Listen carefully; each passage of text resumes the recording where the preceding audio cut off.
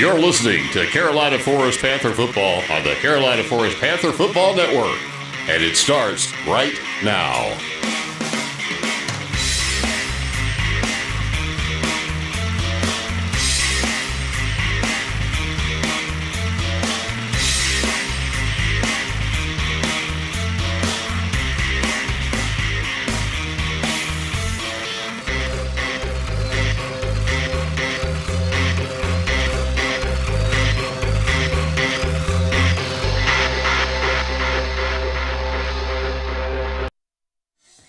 Hello and welcome to Carolina Forest Panther Football here on the Carolina Forest Panther Football Network as the Panthers have their final game of this three-game home early season gauntlet when they take on the number one ranked South Florence Bruins here at Panther Stadium for their last home game of this three-game set.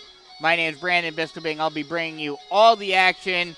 Panthers come into this game at 1-2, Bruins at 3-0, but that record doesn't really exactly explain the whole situation, as I'll bring in my partner Preston Payne.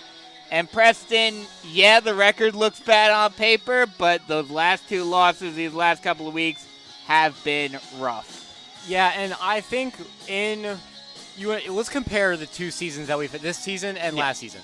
Last season, we also were 1-2 going into this game. This was actually the game we didn't call last year because of travel and scheduling conflicts and whatnot. But one of the things was we went into this game also being 1-2 last year. Yep. You want to know the differences, though?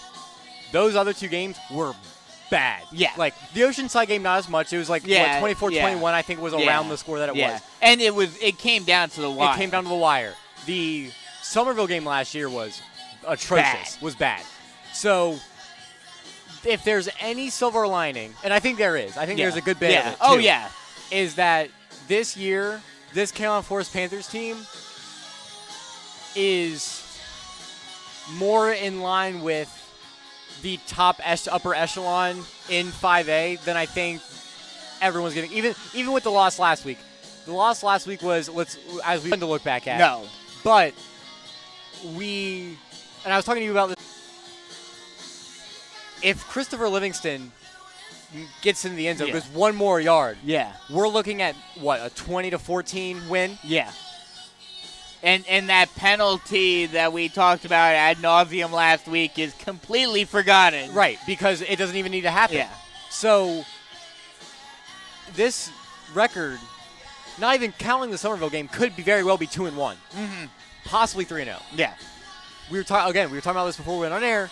This almost feels like the Minnesota Vikings of last year, where, if you're not familiar, they had a negative point differential, but had a 13-4 record. They were in so many close games that they were so just heartbreaking for us. Yeah. Because it is just one possession loss after one possession loss, and it sucks. Yeah. But I mean, like we talked about before we went on air, in the grand scheme of things, these games don't really matter. What matters is the region play. And in terms of the region, it looks like Carolina Forest is once again the odds-on favorite to at least be number 2. Obviously, Sumter is probably the odds-on favorite to win the region again. But everyone else besides Carolina Forest and Sumter look horrible thus far. So, these games, in the grand scheme of things for the playoffs don't really matter, but obviously, especially this game, for bragging rights, definitely does matter for the Panthers because of the big storyline of the offseason, which was Zion Gilbert deciding to transfer to South Florence.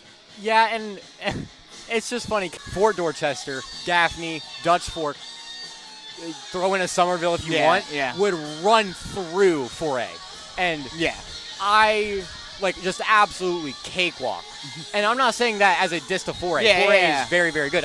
South Florence obviously crushed us last year. But when you're talking about to Columbia than Carolina Forest, I just think, and I feel the same way about the Oceanside, where they're taking from every part of the state, and it's just is like, there's no soul there. Yeah. And when we went to Oceanside last year, there's just no there's no band. And we even mentioned this last week when they were here. The away side of the bleachers was almost empty, whereas tonight maybe a little under halfway full on the visitor side. Right. So, I mean, granted, Florence is still like an hour and a half, 2 hours away from here. Yeah, not about 90 minutes. So, But I think they might start doing the national anthem here soon, but I'm going to try to get this in real quick. You said that these games don't matter. I'd argue that these are more of a test than are in region play. Yeah. They're more of an eye test than in region. Definitely. We'll take a quick break and come right back with some more analysis and get you ready for kickoff here on the Carolina Forest Panther Football Network. Switching is easy. We do it all the time. We switch on the lights. We switch TV channels. Some of us switch partners while square dancing. Well, that's a stretch. But what's not a stretch is how you can switch and save with State Farm. In fact, State Farm agent Tony McAfee, right here in Carolina Forest, can switch you over so you can start saving today. Tony and his team are ready to welcome you to the State Farm neighborhood. With Tony McAfee, it's easy to switch and save. Just give him a call. When you want the real deal, like a good neighbor, State Farm is there. Comfort Dog Grooming Salon has been part of the Carolina Forest community pet grooming needs with quality and loving care for your pets for over 15 years. Large, medium, or small, they groom them all. They've always accepted new clients, and rebooking is easy. With 31 years experience with their staff, they're up to date on techniques and safety standards for all breeds, and the medical conditions are no problem. They're active in your community with youth sports and lending a helping hand. Call them to be a part of the family with your furry friend. 843-903-4554 or at comfortdogs.com. Salon.com, or just stop by with your furry friend at 4006 Postal Way, Myrtle Beach.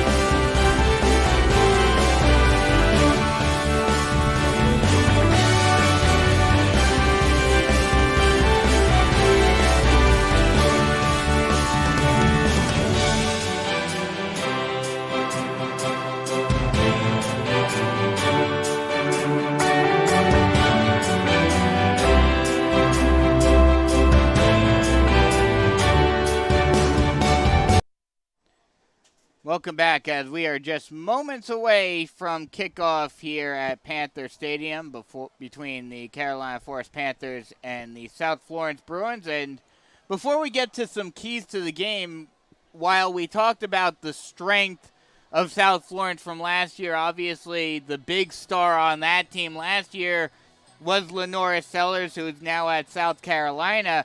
But this team still has a lot of Division I caliber talent.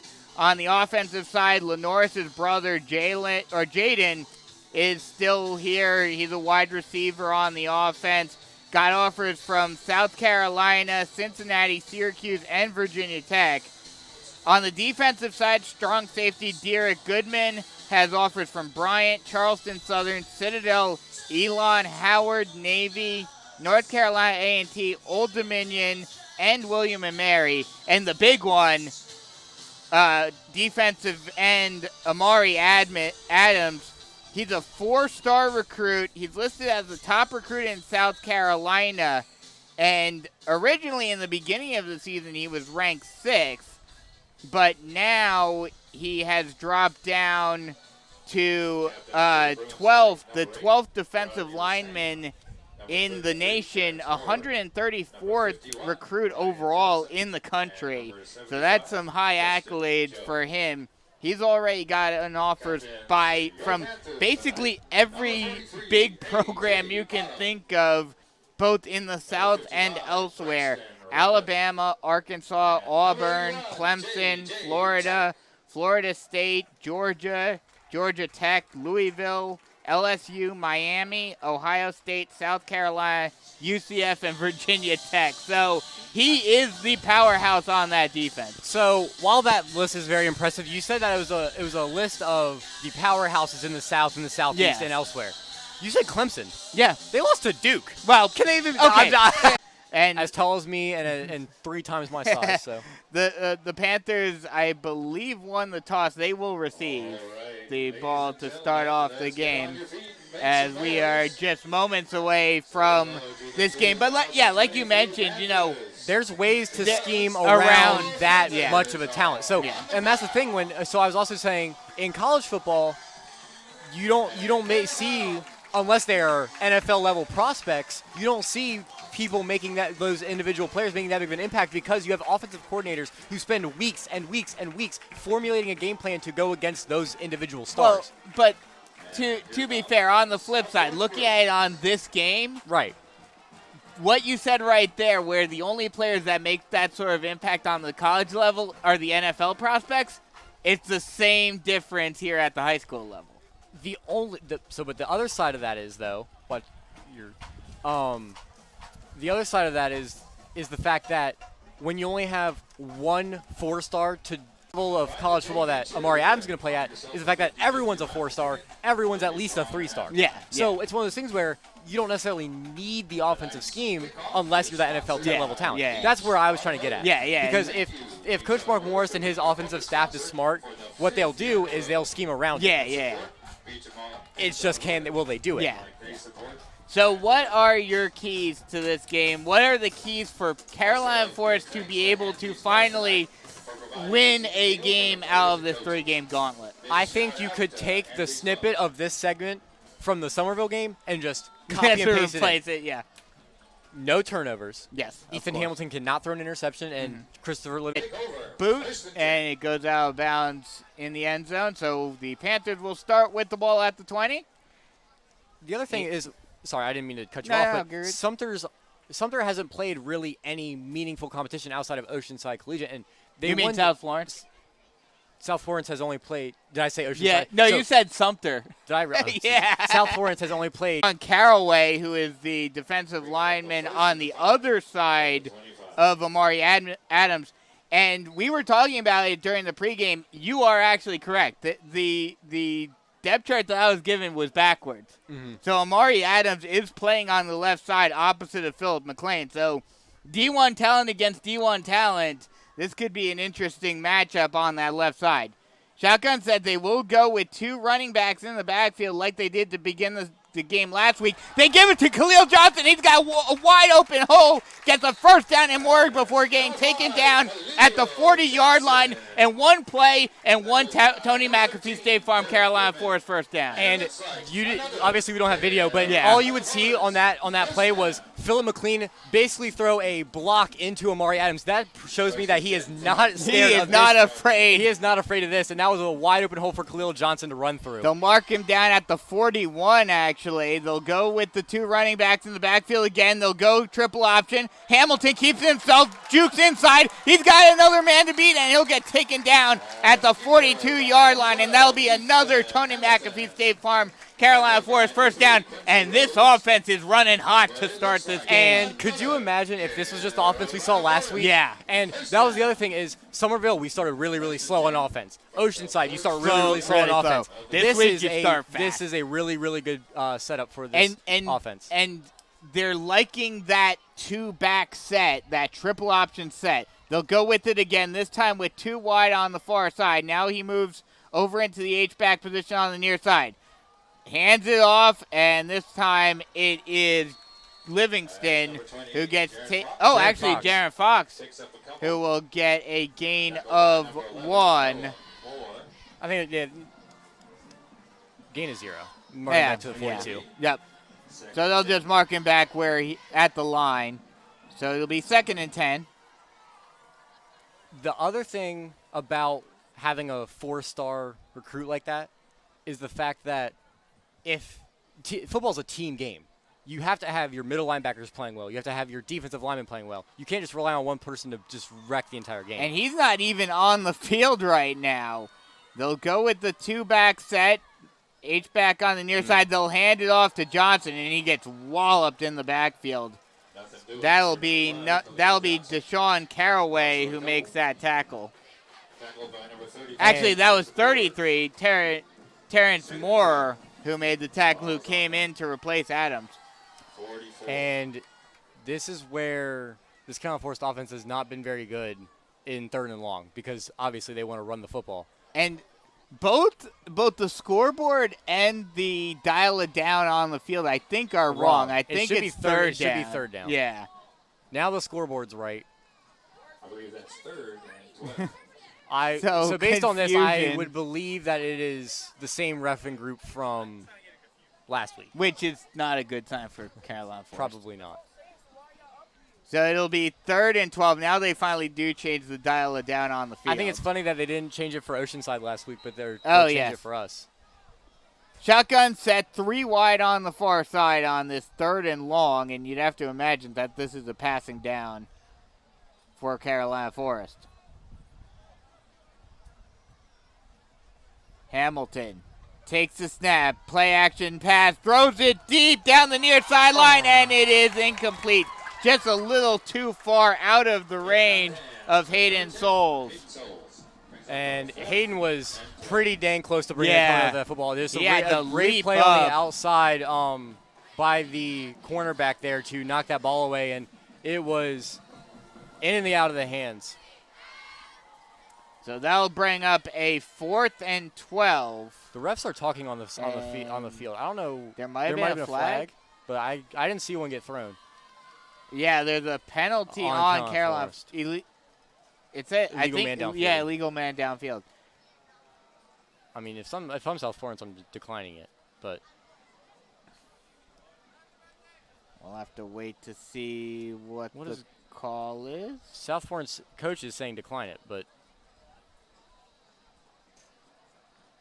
yeah, they're declining it. Okay. So they're going to decline it, yet they're moving back? No. Back to where, that's right. Oh, okay, never mind. So it'll be 4th and 12 from the 44-yard line, and we'll have to see. They're going to be punting. They're going to punt it away. Ethan Hamilton backs up. Low snap, and he's able to get off a low kick for the Panthers, and it will bounce out of bounds. A very short kick, and they'll mark it at the 23-yard line. So that's where South Florence will start with the ball. Their first chance on offense. And so, it started off so well, that drive, and then it sputtered out. It did, but here's the thing. The 23-yard line might have been the best starting field position for our defense all year, besides obviously the touchbacks. Yeah. I'd rather have that happen than us go backwards 10 yards and then have to punt. So they'll go. Here's the thing. We've played 2 really, really big and strong running backs. Not that Zion isn't really big and strong, but he's more pedestrian, should I say, than the running backs that we face so far. Shotgun set, 1 wide on either side, H-back on the far side. They'll hand off to Gilbert again. Gilbert bounces through the hole, still on his feet, and he'll get taken down at the 34-yard line. That'll be enough for a South Florence first down. And something to wonder on both sides. I'm curious to see what you think about this. Who has the advantage when it comes to a transfer facing off against his former team? Whoever's on the offense. Because the defense schemes don't really change year to year, but I would argue that Zion Gilbert has the advantage. So as whistles are blown, and they're going to call a false start on South Florence. So that first down will become a first and 20. And so first and 15. Whenever I first walked in today, before we even went on air, I told you a stat. All 4 of the Carolina Forest sacks last week were on either 3rd and 7 or longer, or 4th and 7 and longer. And this defense thrives in 3rd and long and 4th and long. Can they get there on multiple occasions tonight? Shotgun set, 3 wide on the near side. They'll snap the ball, 3-step drop, throws it down the middle, and it is incomplete. Ball in and out of the hands of number 9, Chandler Jackson. Trying to get it to Chandler Jackson. And 2nd and 15. This is prime opportunity for the Panthers because this is where they thrive. And as much as I like South Florence's running game, I don't know enough about their quarterback to even be scared about their about their passing game. So it's one of those things where, again, it's going to be like Oceanside. Can you force them into passing the football? They'll go bunch trips on the near side. They'll hand it off to Gilbert. Gilbert tries to find a hole. Still on his feet. Still breaking a couple of tackles. And finally getting pulled down by some Panthers at the 36-yard line. And that'll make it 3rd and 7. Or 3rd and 8, excuse me. And, again, right where Carolina Forest defense wants them. Yeah. This is a prime opportunity to go maybe a five-man blitz where you play man on the outside. The only problem with that is you have a highly leveled, a high D1 recruit in Jaden Sellers. Yeah. On the outside. Well, that was something I was going to say. You know, we don't know how their quarterback is, but we do know that they have a top prospect wide receiver on the perimeter. So, you know, that has to play a factor. Shotgun set, 2 wide on the near side. They'll hand it off to Gilbert again, and he'll get held up right at the line of scrimmage, and that'll bring up a 4th and 7. We'll say he got 1 yard. And that hit by Braylon Fernandez and Jared Serrato should show you that there's no love lost. That was a hit in the middle of that field, and Braylon Fernandez just came up and laid a boomstick on Zion Gilbert. So the Bruins will have to punch it away. 2 drives thus far with 6.5 minutes left to go in the first quarter and still no score. The defenses for both teams coming up hot as that ball is a low kick. The Panthers will allow it to roll. It will take a South Florence roll, and it will get all the way down to the 15-yard line. So the Panthers will have a long field ahead of them on offense on their second drive. And what I've seen from South Florence's offense, just score. Well, it's going to be more than 13 points. It's going to be more like last week where it's just going to be the offense has to produce enough to where the defense isn't having to be 100% perfect in order to keep the Panthers in the game. Right. Their goal is to provide you the highest quality service at the best possible price. So make sure you support Sparks Toyota, like they support Panther Athletics. And Carolina Forest offense finally coming on the field. A bit of a long discussion for the offense with the coaches before they come out on the field. So the Panthers will have it at their own 15-yard line, have to drive 85 yards to potentially put the first points of the game on the board for either team. Shotgun set, 2 wide, actually 1 wide on either side with the H-back on the near side and actually move both the tight end and the H-back over to the far side. They'll hand it off to Johnson. Johnson finds the hole and will get taken down at the 25-yard line. They'll mark him down at the 24, so it'll be just a yard short of the first down marker. And they're actually going to it looked like he was right short. at the 25-yard line. Yeah. It was either going to be 2nd in inches, and by inches I mean 1 inch, or it was going to definitely something to keep in mind as we move forward into this game. Shotgun set. Tight end and H-back on the far side. Now the H-back moves over to the near side. They'll hand it off to to Johnson, and he gets waylaid at the 36-yard line, but he'll get another first down. Hey, Khalil Johnson's starting to get back to his 10 yards a carry average. Two straight 10-plus yard carries. And after those last week where he averaged only 3.3 yards a carry, that is a sight to see that I think all Panther fans like to see. So that'll be another Tony McAfee State Farm Carolina Forest first down. 1st and 10 from the 36-yard line. Shotgun set. The H-back and the tight end move again over to the far side. Play action. Hamilton looking to throw, and the pass is caught by Souls, and taken down at the 36-yard line. And that was number Joe 22, Joe Ober. First time calling his name this season thus far. So that's another Tony McAfee State Farm Carolina Forest first down. Shotgun set. H-back and tight end move over to the near side. Hamilton hands it off this time to, I believe that is, yes it is Jaron Fox.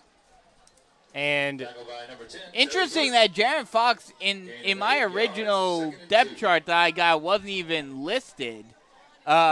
And now he's been getting a lot of carries over these last couple of games. yeah, that makes you wonder what's happening to maybe Quavius Drawn or someone else in that or backfield. Christopher Livingston. Yeah. They'll go shotgun. They'll hand it off again. This time it's Fox again. He'll try to bounce it to the outside, and he'll get taken down at the 24-yard line. For a gain of 4? For a gain of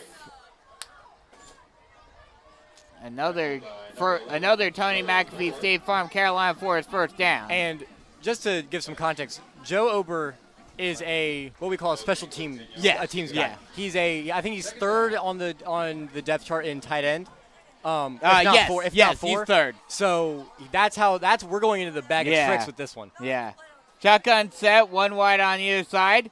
They'll hand it off again. This time Khalil Johnson. He'll bounce through the hole and get up. He's still on his feet and finally gets pushed back at the 15-yard line. And he's just short of the first down marker. So it'll be second and short. And the offense, in the first two plays of the last drive were like this, and this time instead of it stalling out afterwards, this offense has been on fire thus far with 3 minutes left to go in the first quarter. And Amari Adams is back in the game at his left end position. So that's, again, something to keep in mind, and maybe we don't run at that left side anymore.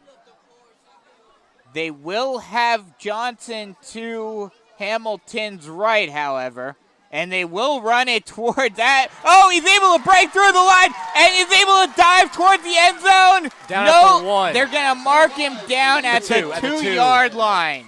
What a run by Khalil Johnson. That'll be another Tony McAfee State Farm Carolina Forest first down. What a run by Khalil Johnson. And they did the exact opposite of what I said to do, was to run away from him. They ran at him, but they sent a double team at him. They sent a double team, and the left tackle and left guard just kind of split and opened a hole for Khalil Johnson. And here's the thing, too. Philip McLean is showing that he is not afraid of Amari Adams. And, yeah, that is something you want to see out of an offensive lineman. And I wouldn't be surprised if maybe Philip McLean gets some more offers after this game. And Philip McLean is actually bigger than Amari Adams.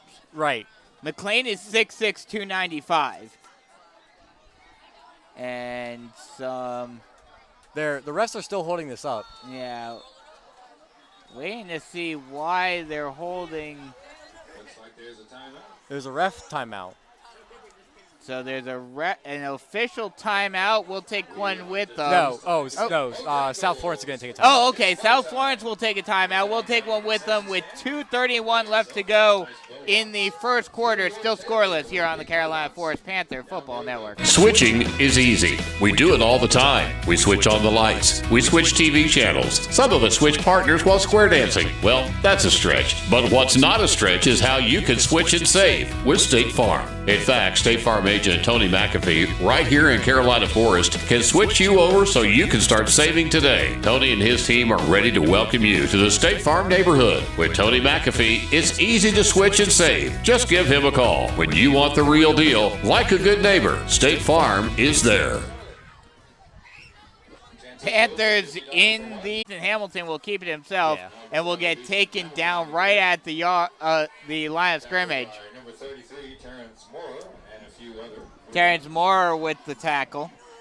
And this is something that we can't have happen. We can't stall out here. We need to just – I don't care if we do it on fourth and goal. We need to get a touchdown here. And again, interesting, especially in this goal line position, Amari Adams not out there. Yeah.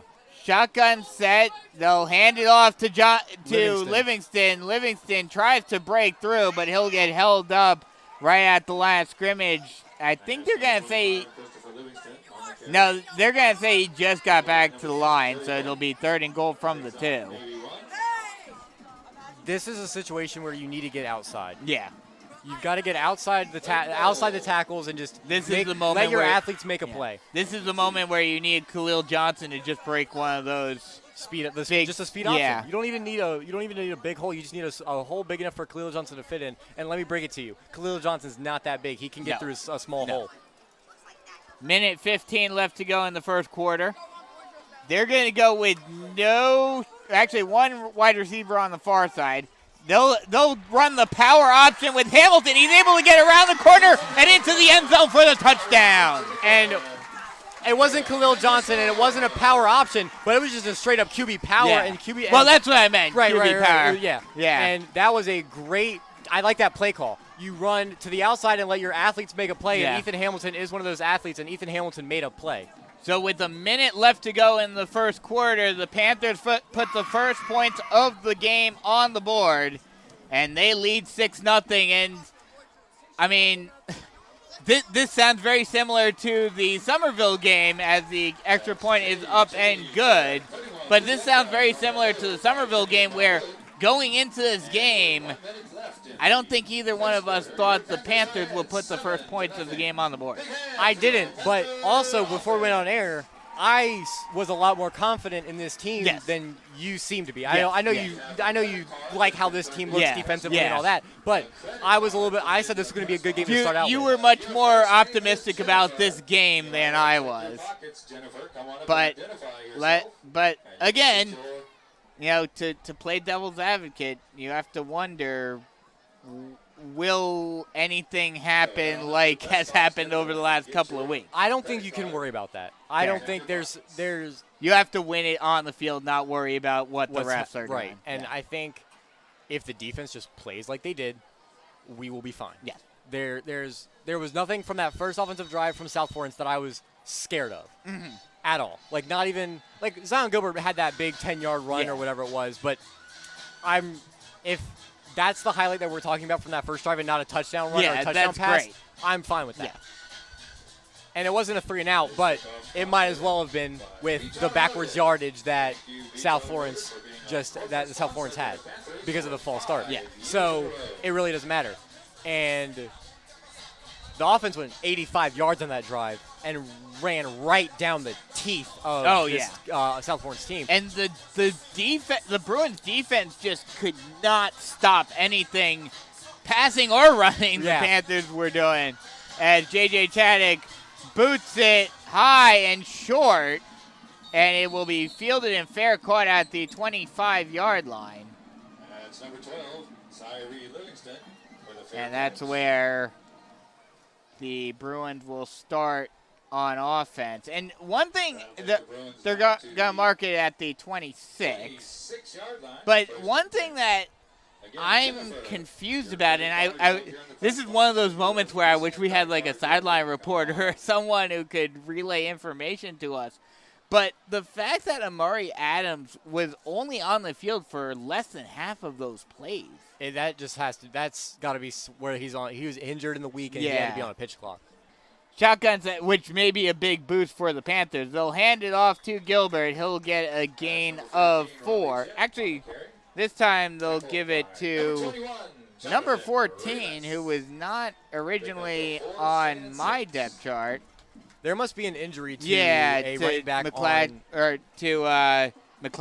Yeah. That is Raleigh Jett, number 14. Looking over to the sideline for a play. And that's actually Brian McCart is the quarterback. It is not, as they'll hand it off, trying to find a hole, but being held. Oh, no, able to squeeze out and get all the way out. It is an incomplete play action pass. Oh, okay. I thought I read the read the you play got action. fooled. I got fooled by the play action. Play action, deep, skinny post by number 17. I don't have that is number 17 is Jaden Sellers. So Jaden Sellers, it just went. He pulled a Kadarius Toney from last night. If any of you watched the Thursday night football game, he just went right through his hands and he dropped it. But not someone you really want to just kind of let go out in the wide zone for the touchdown. It looked like the Panthers had him locked up, but he was able to bounce around the edge, and then there was just no Panthers in front of him on the corner, and he was able to run it all the way down the field for the touchdown. And we learned why he has D1 offers. Yes. That right there that is speed. Why. That speed and the elusiveness. Yes. Evan Holland will come out to kick the extra point. The snap is up and good. And that'll end the first quarter with the score tied 7-7. We'll take a quick break and come right back with some more Carolina Forest Panther football action.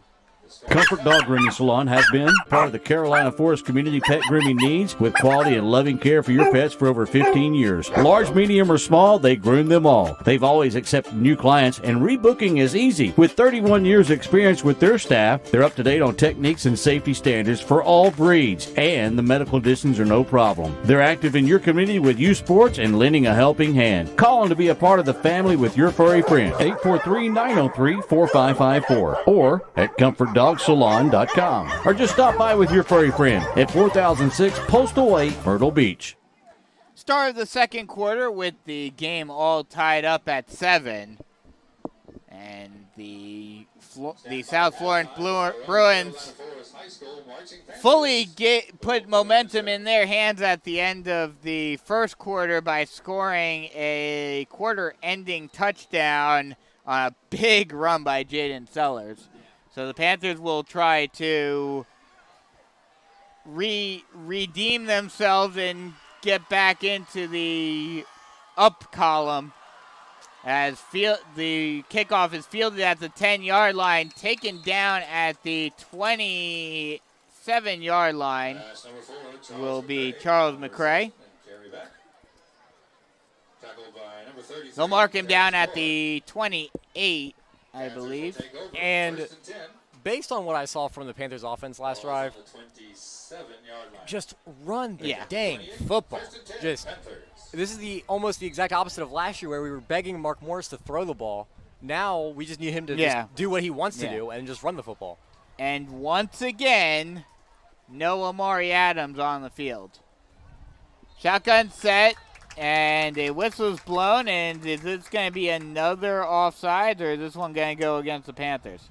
Panthers fans were clapping, I would assume. Yep. It's going to be offside. And that's something we talked about it for the Panthers more so last week, and even before this game. But penalties, you do not want to have these bad penalties. And it's definitely hurting South Florence thus far. Right. Amari Adams is back on that. He's on the right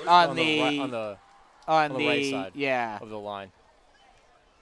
So that's something I've noticed. Away from Philip McLean. That's something I've noticed ever since that first drive. If he's been on the field, he's been on that right side. As a hands off to Khalil Johnson, and he gets tripped up after gaining a big amount of yards. Gets a gain of 16, and it'll be another Tony McAfee State Farm Carolina Forest first down.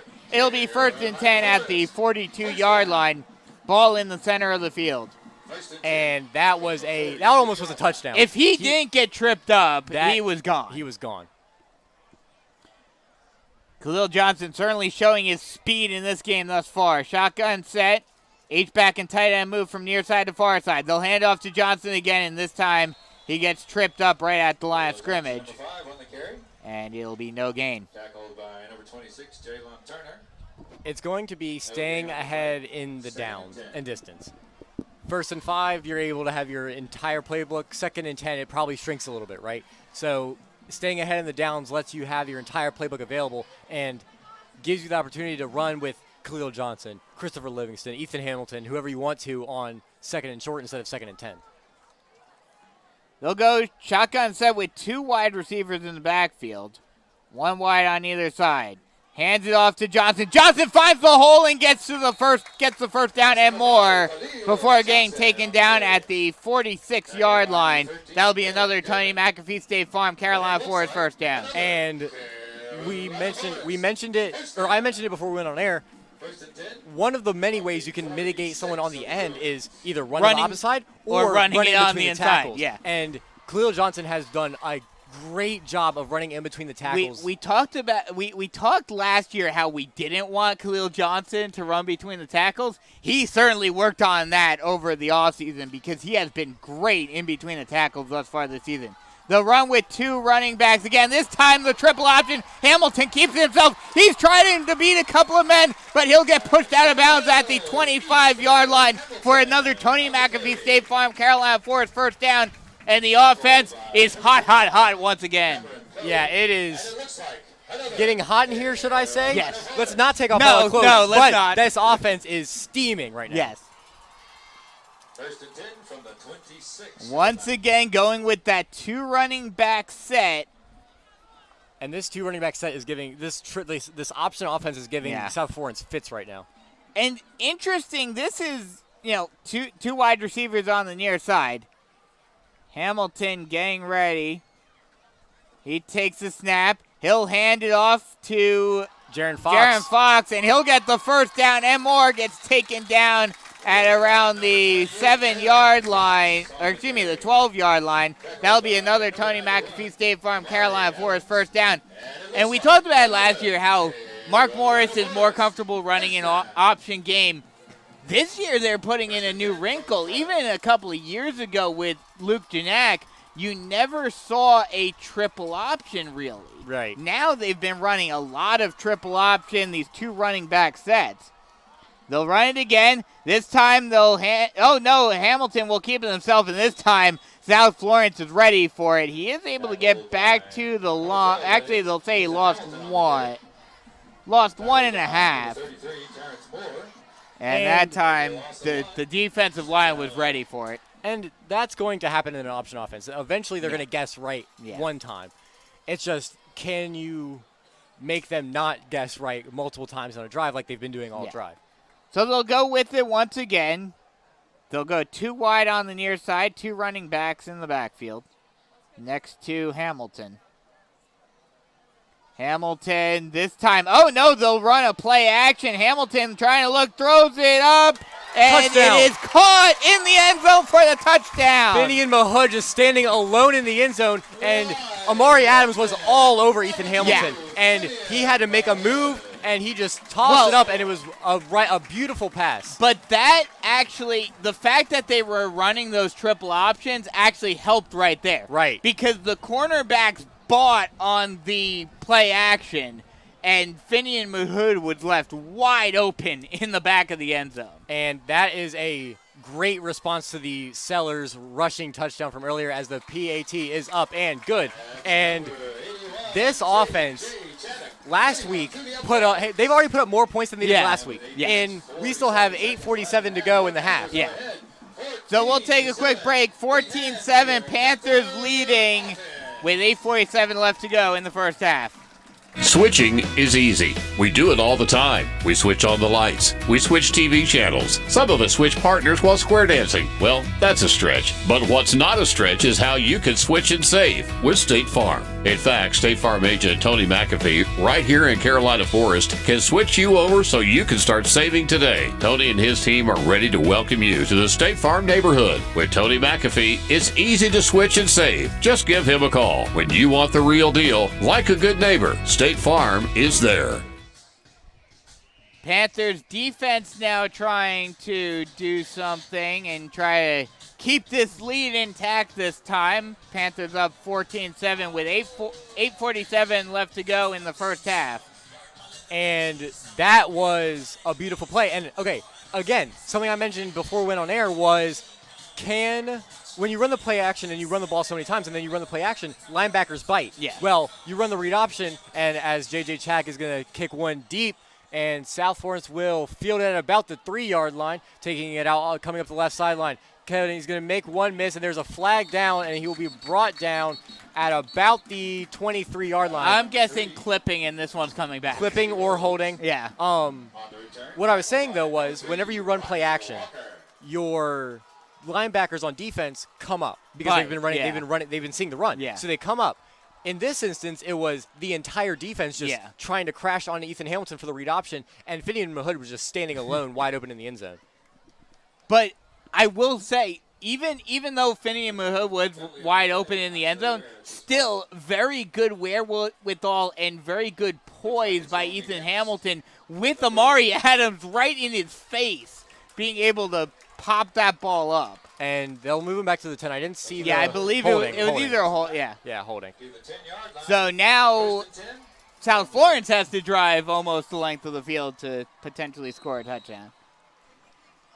They'll go shotgun set with the H-back on the far side. They'll hand it off to Zion Gilbert, and he'll get taken down. Actually, that will be Latrell McClary's first run of the game, and he'll get a gain of 1.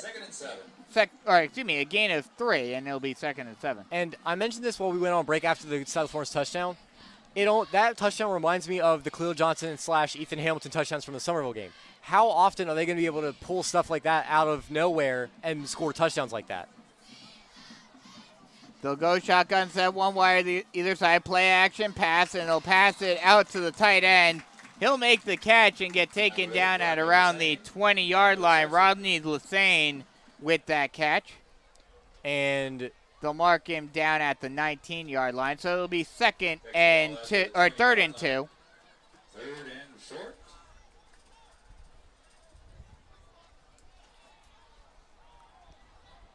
That's an interesting spot. Yeah. That's a lot closer. Obviously, we don't have that good of an angle. We have the players in the way on the sideline right there, but it'll be short and 3rd in inches. It looks like Lenora Sellers, Jaden Sellers, Wildcat. Jaden Sellers once again in the Wildcat. He'll try to run it to the far side. Tries to break it inside, and I think the Panthers stopped him. We'll see where the mark is. They're going to mark him ahead of the line to gain, though. Wow.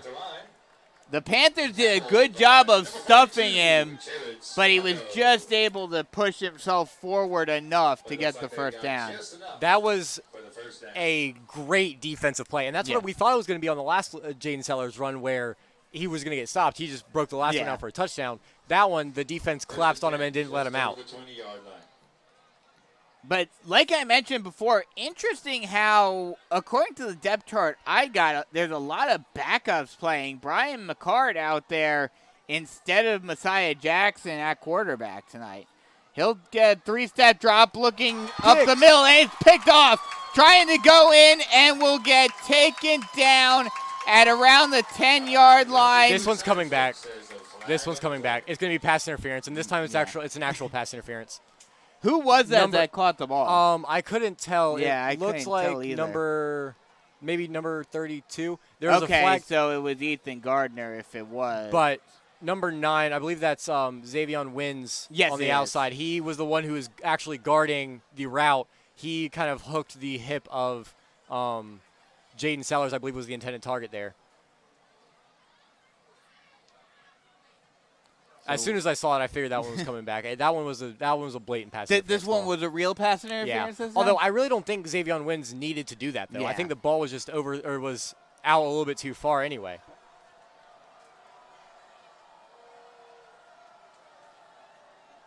I don't know what's taking them so long, though. We'll have to wait and see what the call is. Long discussion. Long discussion for something that I figured was pretty obvious. Maybe they're discussing where the ball needs to be placed. Maybe. But either way, this seems like... Well, to be fair, we've been talking about it for the last couple of weeks. These are new refs, it seems. They are new refs, and they've been continually being wrong. Yes. This time, I don't think they are. Yeah. Unless they're talking about what they want for dinner after the game tonight. There was a baseball coach that I used to have when I played baseball that would go up to the pitcher's mound whenever I was either missing the plate or whatever the case may be. Yeah. And he'd just go, "What are you having for dinner tonight?" And honestly, it got my mind off of throwing bad pitches, and it was a good strategy. Yeah. They're going to call holding. That actually should be pass interference. So ironically, it's reverse of what it was last week. Yeah. The ball was in the air. That should be a pass interference. Although, is it kind of sort of the same situation where because it was picked off in front of him? No, the pass interference deflection rule only goes on deflection. Oh, okay. It's not because if that ball was picked off last week by it would have stayed. It would have still been pass interference. The only reason that a tip isn't is because you can make a play on the football while technically having pass interference, quote unquote. True. And that's just a stupid rule to have if that's what you're going to do. Yeah. This call, I actually do believe in this call. I guess Mark Morris could be arguing that it wasn't catchable to begin with. Yeah. But I don't know. Because it was kind of lofted up there. It was, but also I think it was close enough to where they're gonna make that call. Yeah. So they're going to march him up 5 yards. And it'll be an automatic first down. Yeah, it'll be a 1st and 10 from the 31-yard line. Unfortunate break, and I really don't think Xavier Wins had to do that. But it is what it is. You know, whatever. Yeah. Learn from the mistake and you move on. Yep. So they'll go shotgun set, one wide on either side. They'll hand it off this time to Latrell McClary, and he'll step out of bounds at around the 40-yard line. They'll mark him out at the 38-yard line. So it'll be 2nd and 4, or 2nd and 3, excuse me. And right at 6:35 to go, and this defense. Remember, Carolina Forest got the ball to start the game, so South Florence could have a chance to double up here if they take their time. And a whistle is blown. Timeout is called by South Florence. And now they only have one more left. Yeah, that may play a factor in this game as we get close to the end of the half. 6:35 left to go in the first half. Panthers up 14-7. Here on the Carolina Forest Panther Football Network. Comfort Dog Grooming Salon has been part of the Carolina Forest community pet grooming needs with quality and loving care for your pets for over 15 years. Large, medium, or small, they groom them all. They've always accepted new clients, and rebooking is easy. With 31 years experience with their staff, they're up to date on techniques and safety standards for all breeds, and the medical distance are no problem. They're active in your community with youth sports and lending a helping hand. Call them to be a part of the family with your furry friend. 843-903-4554 or at ComfortDogSalon.com. Or just stop by with your furry friend at 4006 Postal Way, Myrtle Beach. The Bruins trying to score before the end of the half, trying to get an extra measure of momentum. So we follow the South Florence High School football page just because we would like to get all the scores from around the area. So the South Florence posted the recent Ethan Hamilton touchdown pass, Panthers 14, Bruins 7. One comment under the entire thing. Come on, Bruins, ... It's Carolina Forest, ... Let's go, ... Heard. Yeah, I hear the disrespect. I do too. I mean, it is Carolina Forest, so, you know. But it's funny. What's ironic about that is 3 years ago, Carolina Forest point ruled them a couple of years in 2020. Now, granted, that was Lenore Sellers' freshman year, but still. And we got a flag as Jaden Sellers runs it. It was a gain of 3, but there was some extracurricular activity down the field with an offensive the offensive lineman was like 10 yards down the field still blocking him after the whistle. So this should be coming back. Yeah. Should be an unsportsmanlike on South Florence.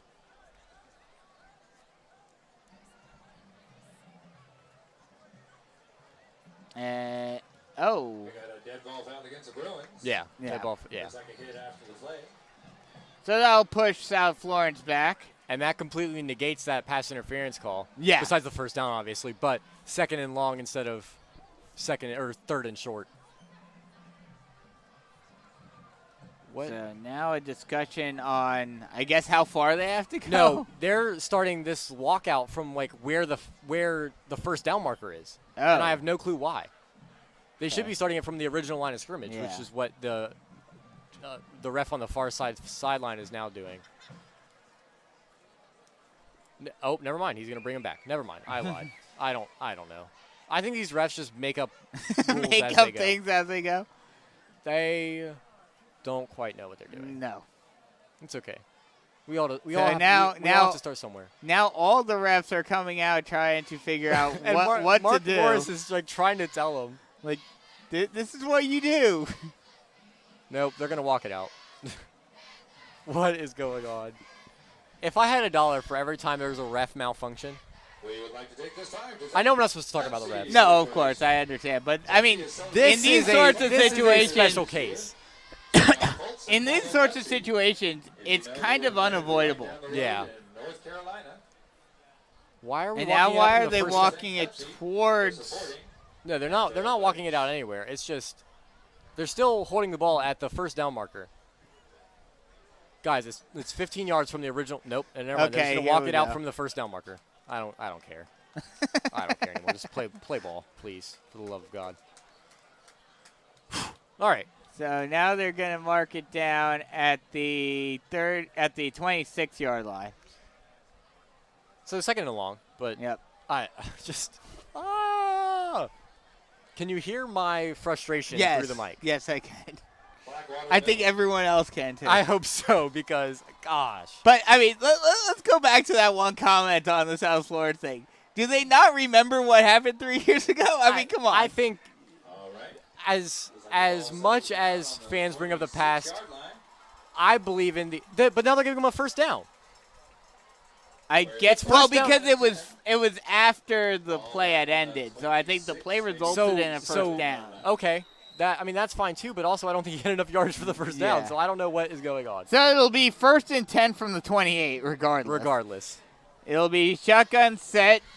One wide and the H-back on the near side. They'll hand it off, trying to bounce to the outside, but being held up after maybe getting a gain of 1. That's Latrell McClary who carries that one. That's number 4. And we've been sitting here for so long that my computer turned off from keeping stats, so that should tell you something. Yeah. So it'll be second. They'll actually say he got 2 yards, so it'll be 2nd and 8 from the 29-yard line. There's been a cell phone returned to the press box. Shotgun set. H-back on the far side. Now the Bruins looking over to the sideline for a play. What I want to see more of is maybe have a safety over the top, because right now the deepest player is the cornerbacks right at the first down sticks. And with the speed of Sellers, I don't know that I trust it. They'll run a play action, throws it near side, and it's well short. Incomplete, trying to get it to Cyree Livingston. The ball to number 12. And I'll tell you what, number 9, Xavion Wins, made a great break on that ball. If that ball is accurate, that's a pick 6. Yeah. Because Xavion Wins, and they teach cornerbacks this all the time. You got to be dancing out there. You got to move your hips, flip your hips. And Wins did that exactly. He made a break on the ball. If that ball's accurate, that's going back the other way for 6. But it will be 3rd and 8 now. Shotgun set, heavy shotgun set. H-back on the far side. Oh, no, they're going to actually run a read option and keep it himself held up right at the line. And they actually, I believe, ran a wildcat there. That was Cyree Livingston. Number 18, A.J. Palmer. A.J. Palmer with the tackle, and that will set up a 4th and 5. And you got to imagine they go for it 4th here. and 4. And if Carolina Forest can turn this ball over back to their offense, this is going to be huge because with this field position. With 5 minutes left to go in the half, they can score a touchdown and make this a 2-possession game and basically negate the fact that South Florence gets the ball to start the second Something half. interesting, so Carolina Forest just took a timeout. Something interesting, Amari Adams was on the offensive line for that play. So, heavy set. Yeah. With Jaden Sellers in the Wildcat. So they were going to run. I wonder what they're going to do. really appreciate that's why Mark Morris takes that timeout. I'm sure he did not expect Amari Adams to come out as an offensive lineman right there, but it makes sense as to what he's the biggest guy on the field out on the field right now. I was thinking you were about to say that Amari Adams was going to pull a refrigerator Perry and be the. Honestly, I would love to see it. Not for like sports, whatever. Yeah. I love big men touchdowns. Yeah. I wouldn't want to see one there, but I just love big man touchdowns. Yeah. I forget who the offensive lineman was, but the Patriots Green Bay Packers game like a while back with the offensive lineman who when they did a squib kick and he took it all the way back to like the 5-yard line. Like that's the type of stuff I like. Get the oxygen mask ready. The one that's most memorable is refrigerator Perry in the Super Bowl setting up on the goal line. Right. They're going to come out and punt actually now. Oh, wow. So instead of going for it, they are going to punt it away. So that timeout actually kind of works in the Panthers' favor. They will let it roll, and it will be down at the 35-yard line. And they didn't even have anyone back. The Panthers' defense was just selling out on the run threat. And so 2 timeouts with 4:39, you can run. You have your entire playbook available. Oh, yeah. There's no rush here. And actually, there's an incentive to just run the clock out because you don't want South Florence to have another drive. Exactly. So Panthers have a chance to make this a 2-possession game with 4:39 left to go in the first half. And the black hole getting loud, I don't know why. Well, we've been trying to tell some of them to not get as loud on offense, but whatever. So, spirit.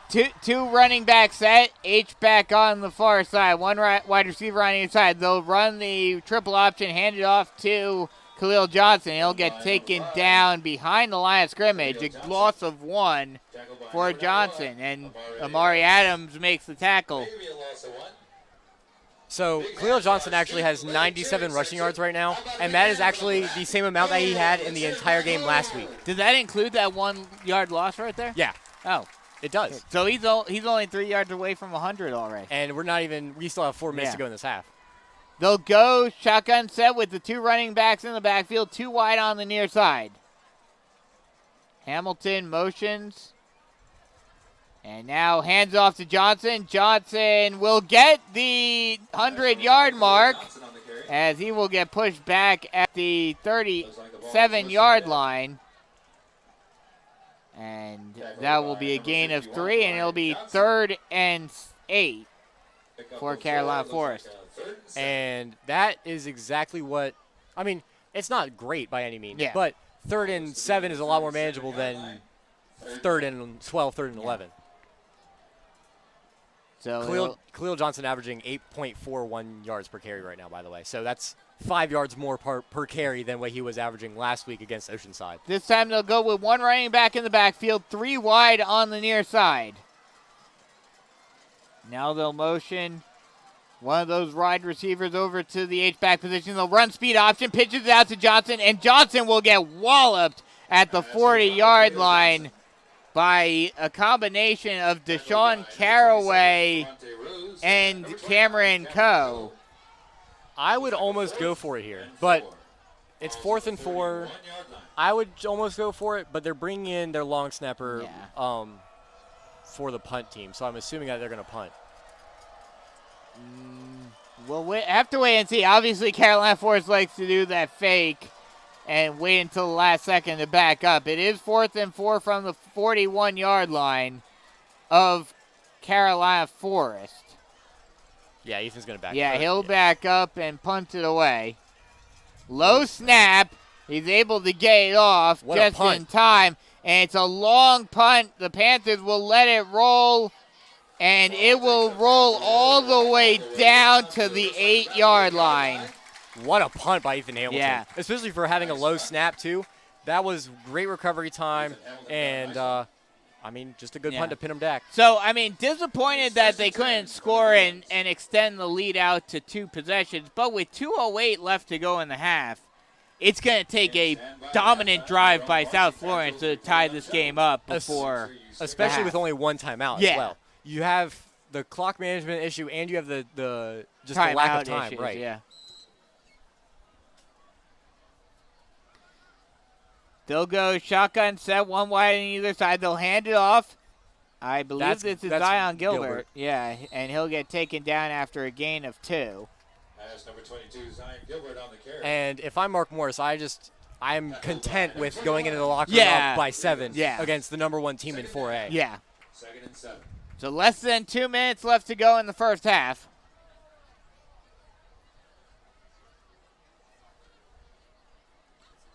South Florence looking over to the sideline for a play. I wonder if South Florence is also kind of just content going into the halftime locker room because they're not in any sort of they're not hurry. in any real hurry. They're not really running passing plays that would get them down the field quickly. I wonder if they're just and they're just letting the clock run down, the play clock. It's down to 5 seconds now. You have to wonder if they're even going to get this off. They do. Hand it off to, that is number 14, and there's a whistle. Down. There was almost like a half blow on the whistle. And I don't think they got it off. I think the clock hit 0 before. Yeah, that was Raleigh Jet that they were handing it off. No, South Florence is going to take a timeout. Okay. So they decided to take a timeout with 1:09 left to go. That's worse clock management than if you're going to take a timeout there, just take the timeout earlier. Yeah.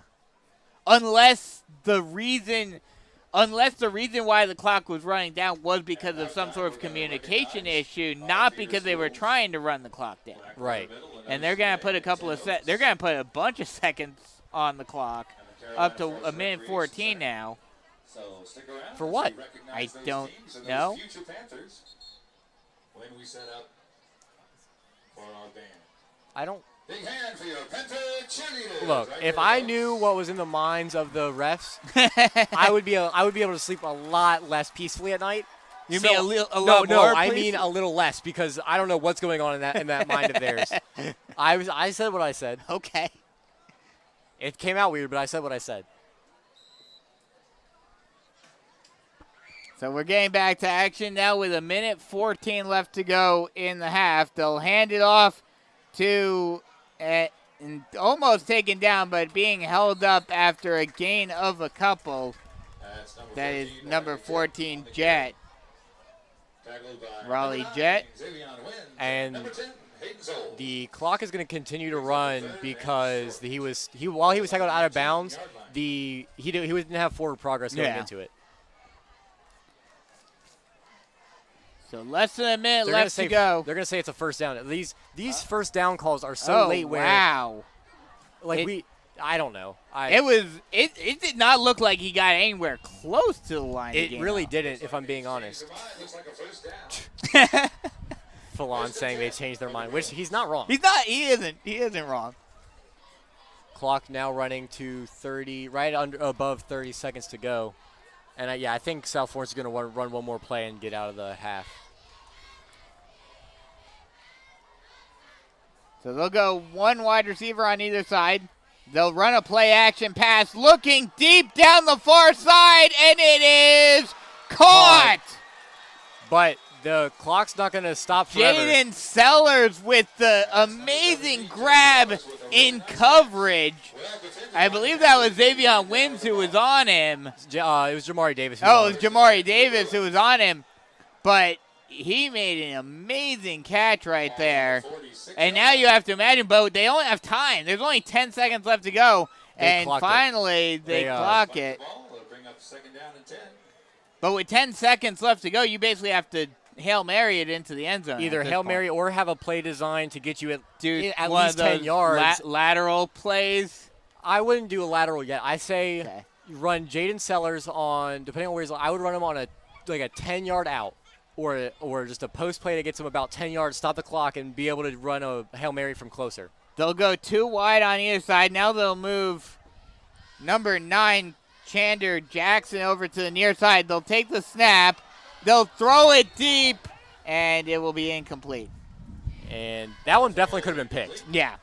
Jamari Davis was in a position to make that play. He just didn't make the play on the ball. And so now with 5 seconds left to go, you definitely need to just now you go Hail Mary. If you're going to try to score, you need to go Hail Mary right But here. now you shadow whatever side Jaden Sellers is on. You just play prevent defense, don't let anything behind you, and you call it a half, and you go into the half up 7. And that looks like what the Panthers are going to do. They've got, I think, 7 defensive backs out there right now. No linebacker. Jared Serrata is technically a linebacker, but he's playing at the first down stick, so might as well be playing safety. They'll go too wide on the far side. They'll actually throw a screen pass. Sellers is able to get around the edge and will get pushed out of bounds with no time. No time left to go on the clock at the 20-yard line. Good attempt right there. But actually, that was number 18, Lennox Valerie, who made that catch. But that will end the half. And after a half, it is 14-7. Panthers in the lead. We'll take a quick break and come right back with some first half stats and analysis and get you ready for the second half here on the Carolina Forest Panther Football Network. Switching is easy. We do it all the time. We switch on the lights. We switch TV channels. Some of us switch partners while square dancing. Well, that's a stretch. But what's not a stretch is how you can switch and save with State Farm. In fact, State Farm agent Tony McAfee, right here in Carolina Forest, can switch you over so you can start saving today. Tony and his team are ready to welcome you to the State Farm neighborhood. With Tony McAfee, it's easy to switch and save. Just give him a call. When you want the real deal, like a good neighbor, State Farm is there. Comfort Dog Grooming Salon has been part of the Carolina Forest community pet grooming needs with quality and loving care for your pets for over 15 years. Large, medium, or small, they groom them all. They've always accepted new clients, and rebooking is easy. With 31 years experience with their staff, they're up to date on techniques and safety standards for all breeds, and the medical distance are no problem. They're active in your community with youth sports and lending a helping hand. Call them to be a part of the family with your furry friend. 843-903-4554 or at ComfortDogSalon.com, or just stop by with your furry friend at 4006 Postal Way, Myrtle Beach.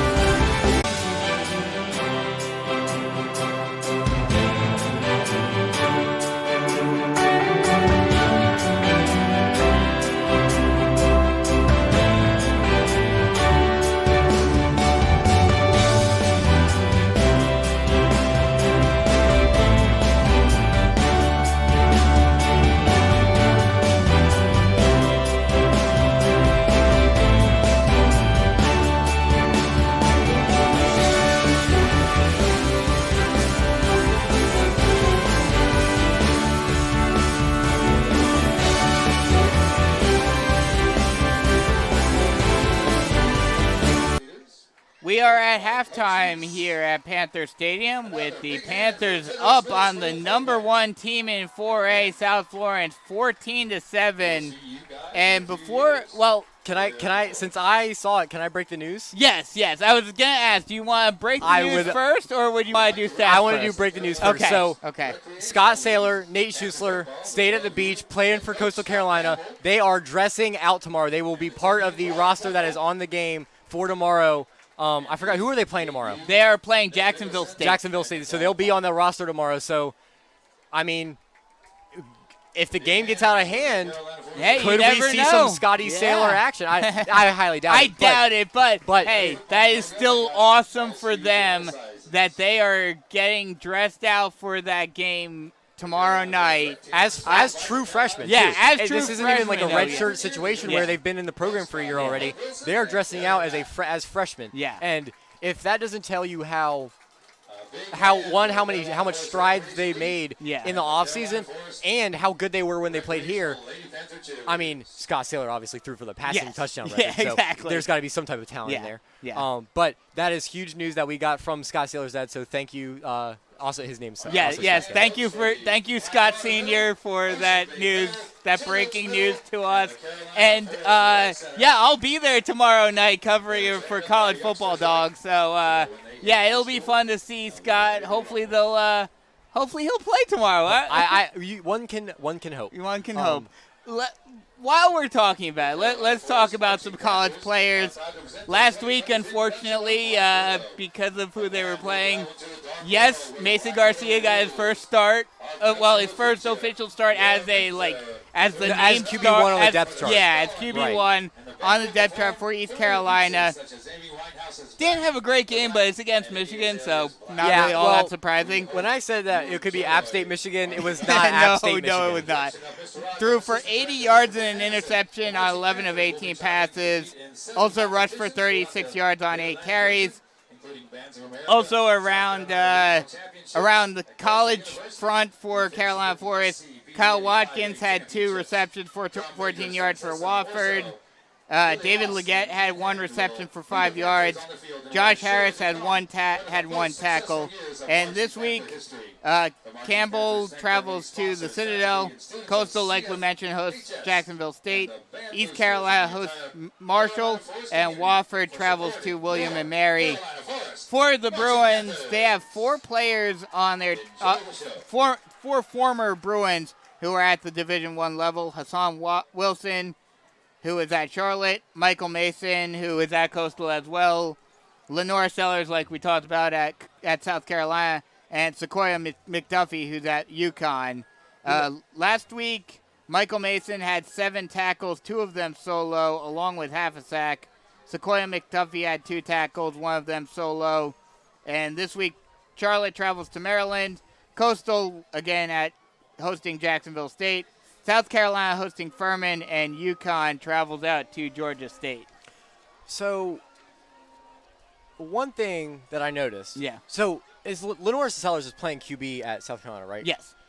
I hope that they find some offensive linemen for him. Yeah. Because that offensive line at South Carolina looked atrocious. Yeah. And I'm a North Carolina fan, so I'm going to be brutally honest with you. Our defense line is really not that good. This defense was horrible last year. Clearly they made some type of strides. It's scary if that's what Lenore Sellers is playing back behind for the next 3 years. Well, I pray for his health. Hopefully there's some underclassmen who are coming through. Yeah, that are going to be a little better.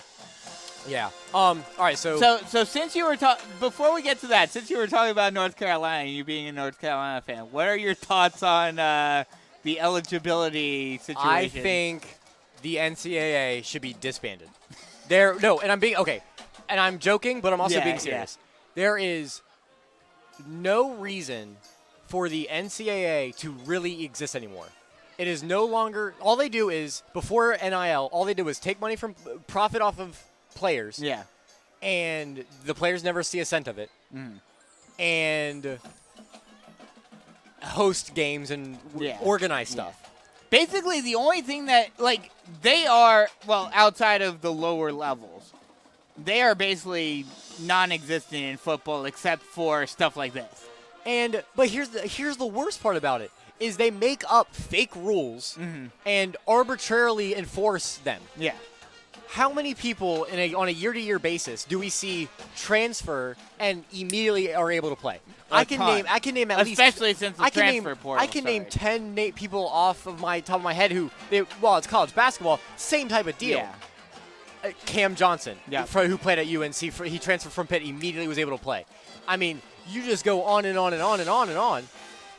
Garrison Brooks, who played at UNC and transferred to Georgia Tech. So it's not even like they're only trying to target the big schools in this. It's just everybody, but they're arbitrarily just doing it whenever they want.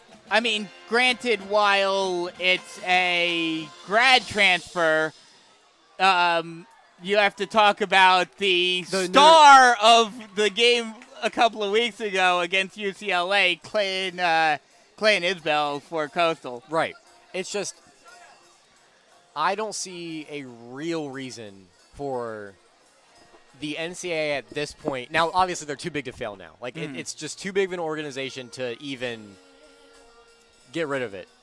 So it's not going to happen. Yeah. But it's just horrible. It's just horrible. Yeah. I understand. But let's get back to high school. Let's talk about some stats. So Ethan Hamilton is 2 of 3, so it's not a high passing volume. Yeah. But his 2 passes are for 10 plus, 114, 129, coming out to 43 yards passing, and obviously the 14-yard touchdown pass from him to Finney Mahood with a D1 player in his face. Oh my God. Khalil Johnson sitting here with a cool. Actually, I want you to guess how many yards does he have rushing? Well, I told you he was right at 105. You're actually right on. You win. 105 yards on right at 13 yards per 13 carries. So, just 13 carries. Under 10 yards a carry. Right. And so really good rushing. A lot better than last week. Yeah. I think we can both agree on that. Oh, yeah. Ethan Hamilton with 3 rushes for 16 yards. Jaron Fox with a 4 carries for 26 yards, so right at a little over 6 yards a carry. And then Finney Mahood with the 14-yard touchdown pass that I mentioned earlier. And then Joe Ober, who we haven't even called his name yet this year, haven't. with the 29-yard touchdown, or the 29-yard catch down the field that set up the Ethan Hamilton rushing touchdown. On defense, not a whole lot of tackles because honestly, South Florence offense hasn't been on the field that much, and I think that's why the scoreboard looks like it does with the Carolina Forest in the lead. So Jared Serrato leads the team in tackles with 5, and then Jamari Davis with 3 tackles as well. So it's one of those things where the South Florence offense isn't on the field much, and the Carolina Forest Panthers offense is running the ball, chewing clock, and scoring. This, again, we've been saying it for the past 2 weeks, now 3 weeks. This is a winnable game. Yeah. This is one of the games where I expected it to be close, but I also expected it to be the worst of the 3. We heard Somerville was worse than usual coming into the season. We knew Oceanside wasn't going to be as good without their top-level player who went to Georgia. Yeah. Now, I'm thinking South Florence, their entire offense was based in Lenora Sellers' senior season. Yeah. And it's one of those things where you look at where this team was last year in this game. They got throttled. Absolutely throttled. Now, you have more of a Mark Moore-style personnel unit with Ethan Hamilton, who's the running quarterback, and then Khalil Johnson making strides in the offseason. This team, I think, is built more for the postseason than last year's team was. Yes, definitely. Only because it fits Mark Morris's scheme, and Mark Morris doesn't have to change his style to fit his personnel. Exactly. And that's only a problem because Mark Morris is so stubborn he doesn't his philosophy. And which is still baffling to me with how much we talked about that last season that Scott Saylor was able to break the single-season passing record. Could you imagine if we threw the ball as much as we wanted to? Oh, it would be absolutely night and day. Yeah. But we're about 2 minutes before the start of the second half. Obviously, South Florence gets the ball back to start the half. But you want to know why that doesn't scare me? Okay. Because the defense has been playing very well. Okay, and I said this when it happened. The Jaden Sellers touchdown run is cool and all. It's a big play. But in all actuality, this offense has done literally nothing outside of that play. This game could very well be 14-0. Yeah. Because this game is purely based on Jaden Sellers making that play. This defense is absolutely playing out of their minds. And they've been playing out of their minds for the past 3 weeks. This will be a great second half, and I think the offense just has to keep doing what they're doing. If they can score another 14 points, I think they win this football game easy. Yeah, I would have to agree with that. I mean, as long I think the big factor, and I mean, obviously it's early in the second half, but if the Panthers can get a big stop on that first drive for South Florence, that will swing momentum entirely into Carolina Forest's hands. It'll swing momentum, but also you have to capitalize on that. You know what I mean? Like, you have to look at the opportunity to take a 2-possession lead on the number 1 team in 4A and seize it and go win the game. You can't just sit on it like the offense did last week. Yeah. You can't just sit on the lead and expect to win a game. You can't do that. So, do you want to hear probably the craziest stat of the night thus far? Tell me. Sumter against Crestwood at the half. What do you think the score is? I don't know a whole lot about Crestwood, so I don't think they're very good. At least they may be decent, but at least my So based thought. on your talking, I'm assuming it's close. So I'm going to say 21-14. Yes, but who? I would assume Sumter. No! Sumter's losing right now? Sumter is losing 21-14. Now, this was a few minutes ago with 2:26 left to go in the half. So they could have scored again. Yeah. But, yeah. So, I'm trying to find other out-of-town region scores, but I'm not finding any as of right now. Yeah, Conway is really, all of the other teams besides Sumter are really slack about posting their scores. Well, it's also because Myori News isn't covering it as much as they were over the last few years because Ian's not there anymore. Right. So you're not getting as many updates. I'm trying. We still have that credit card. But it's going to be hold up. I found someone who was posting updates about the Sagasti game. Yep. At the half, Sagasti 14, Myrtle Beach 7. And then halftime at the North Myrtle Beach Conway game, guess what the score is? 14-0 North Myrtle? 13-0 North Myrtle. Okay. Close enough. But okay, so and then St. James Lake City is 14-12 with 2 minutes to go, about 20 minutes ago. With St. James winning? Yes. Okay.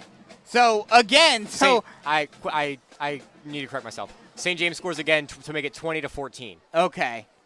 So again, half of the teams in Region 5 are winning. The other half essentially are losing. Right. And it is, St. James is winning, but they're winning against, who are they facing off against? Lake City? Lake City. So they're facing off against, I think they're a 3A. They're either 3A or 2A.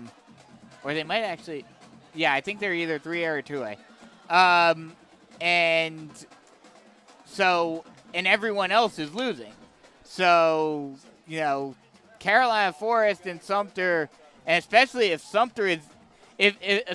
Sumter loses to Crestwood, this could be the year that, we've said it a couple of years ago too, but this could be the year that Carolina Forest is the team to beat in Region 5. If this game ends the way it started, and combine that with the Somerville and the close game again, the two close games the past 2 weeks, this might be the most open the region has been since 2019. But that year I don't think. That year was when I don't know if Sumter was in the region that year. I don't believe they were. They were. Yeah. So ever since Sumter has been in the region, this is the most open it's been. It's felt anyway. Let's not count. Let's not count our chickens. Oh no, of course not. I think this is the most open it's felt. Yes. Especially with how good this Carolina Forest Panthers team has been. So the second half is about to get underway. Panthers leading 14-7, but South Florence does get the ball back to start the second half.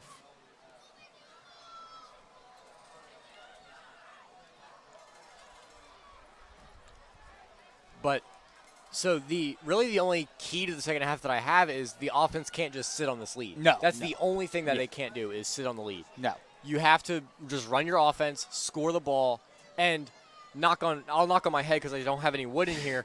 So are you saying your head's wood?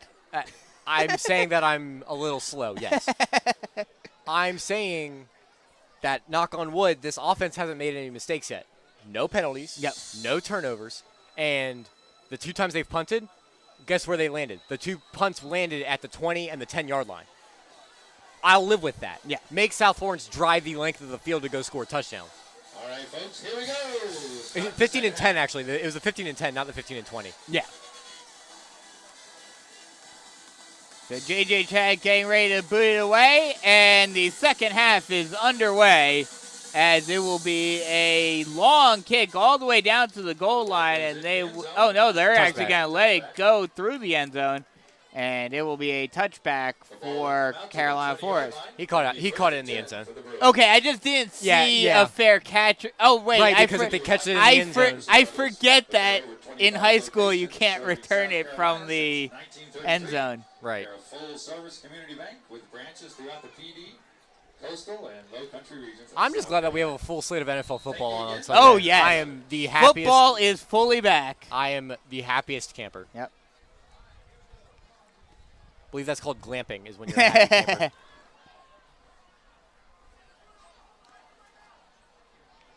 And a full slate of college games tomorrow. Yeah. Yep. Shotgun set, one wide on either side. They'll hand it off to Gilbert. Gilbert tries to bounce it around the edge, and he'll get taken down.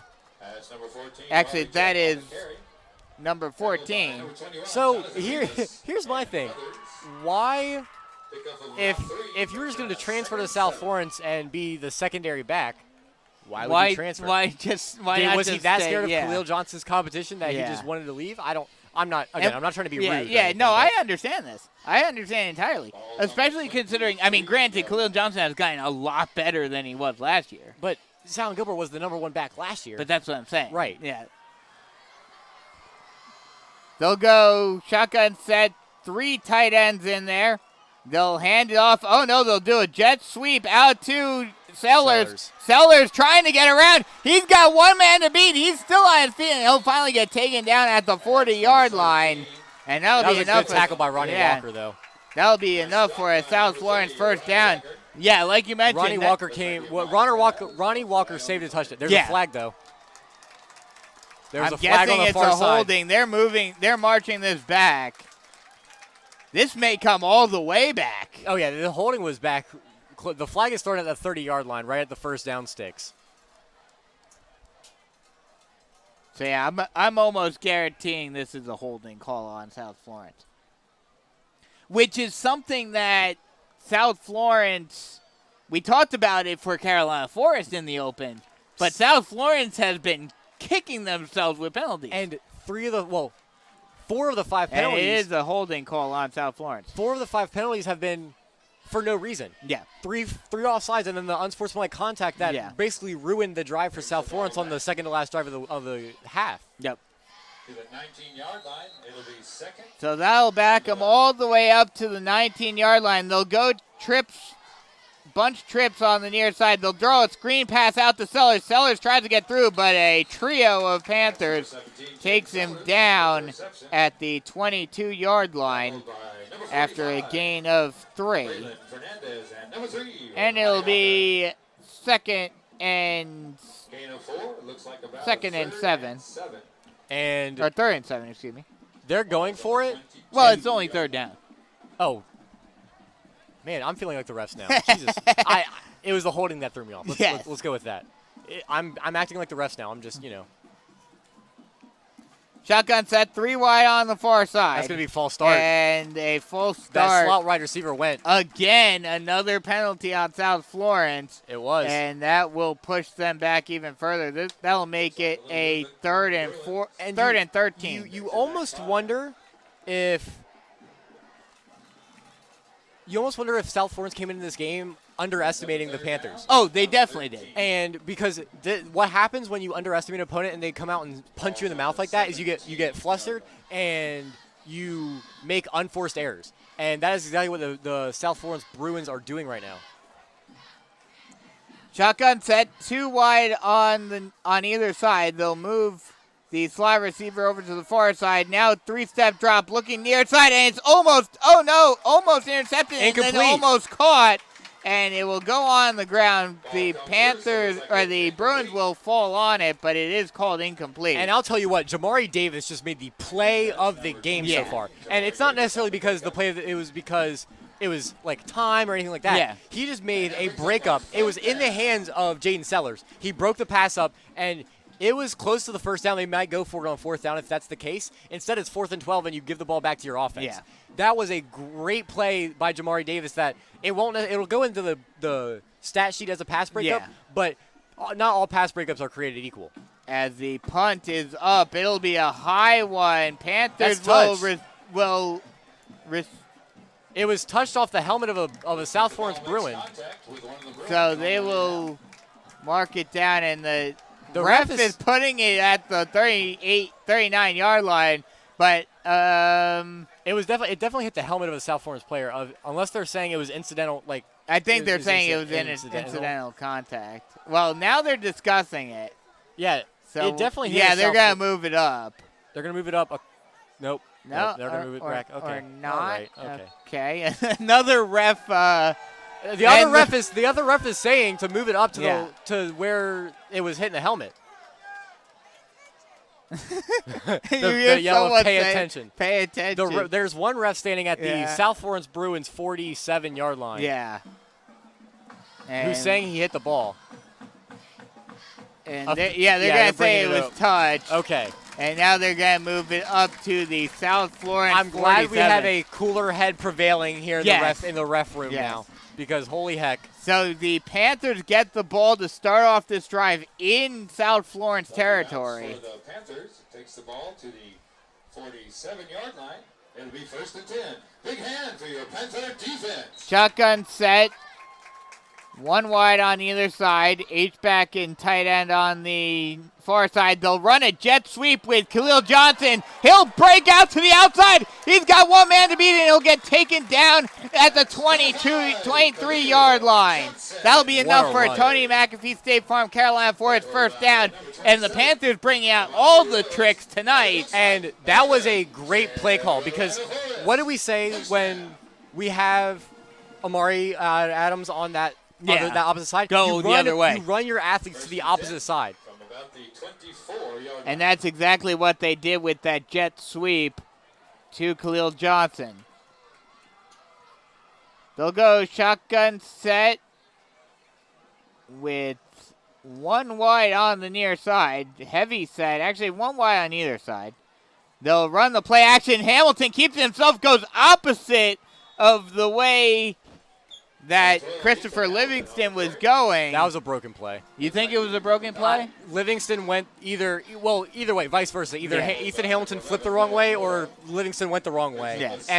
But either way, he got a couple of yards out. He did get a couple of yards out of it, but that doesn't mean it wasn't a broken play either. He'll get a gain of 2, so it'll be 2nd and 8. Coach is talking to Christopher Livingston on the sideline. I'm assuming Christopher Livingston went the wrong way then. Shotgun set, one wide on either side. Hamilton takes the snap, hands it off. That's Fox. Jerron Fox gets taken down after a gain of 1.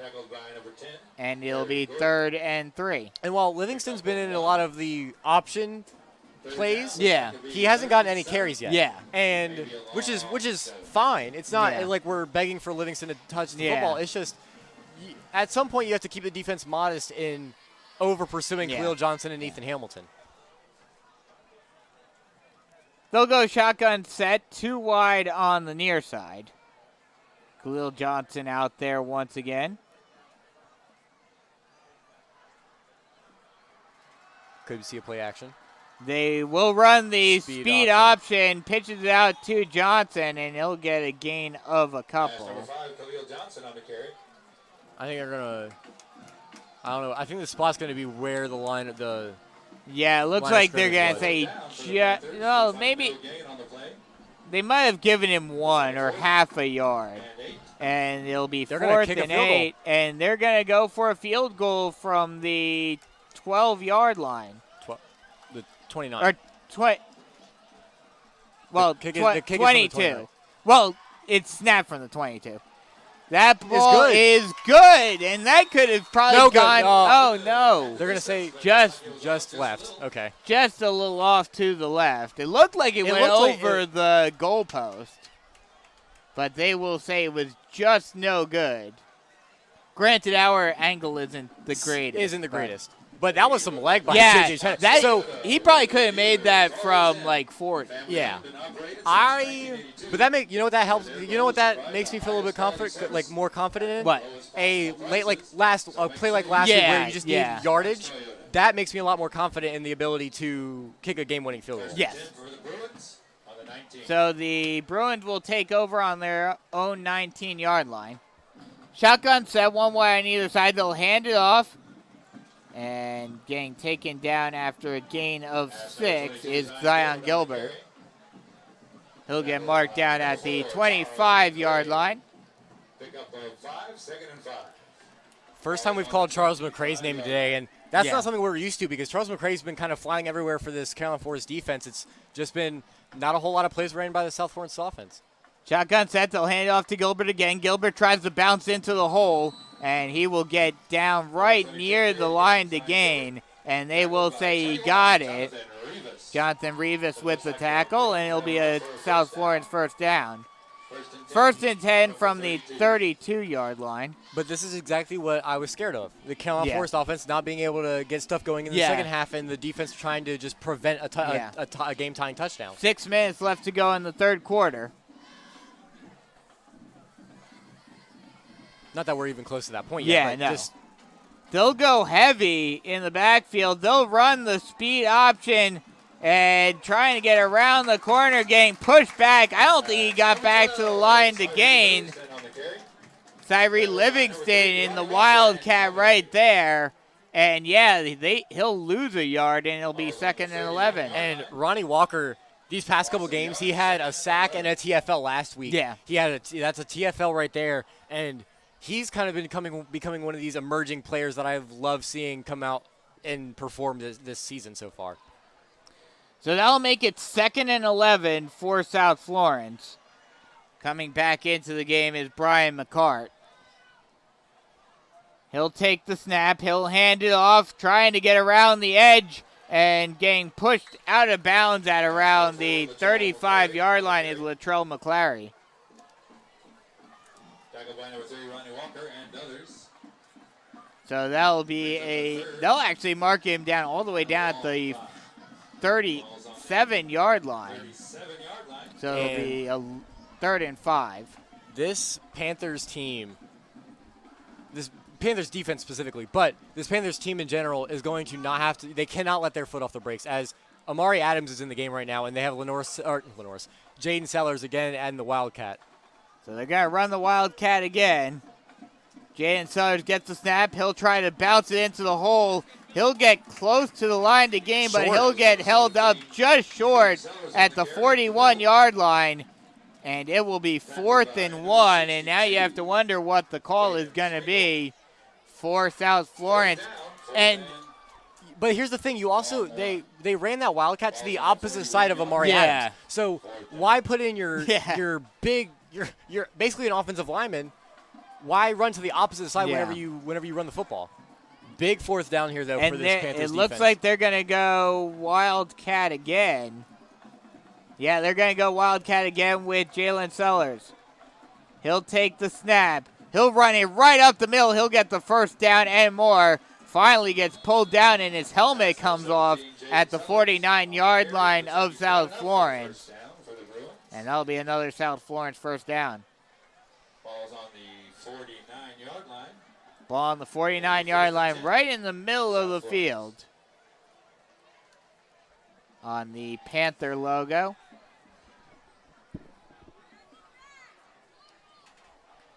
Three and a half left to go in the third quarter. 14-7 Panthers leading it. Something I'm noticing about the South Florence offense is it's like Oceanside. They're not built to go fast. Yeah. Now, obviously, Oceanside at the end of the game was able to go fast and get down the field for a touchdown, but they'll hand it off. Trying to get through is McClary, and he'll get taken down right at the line of scrimmage. Braylon Fernandez with a nasty tackle.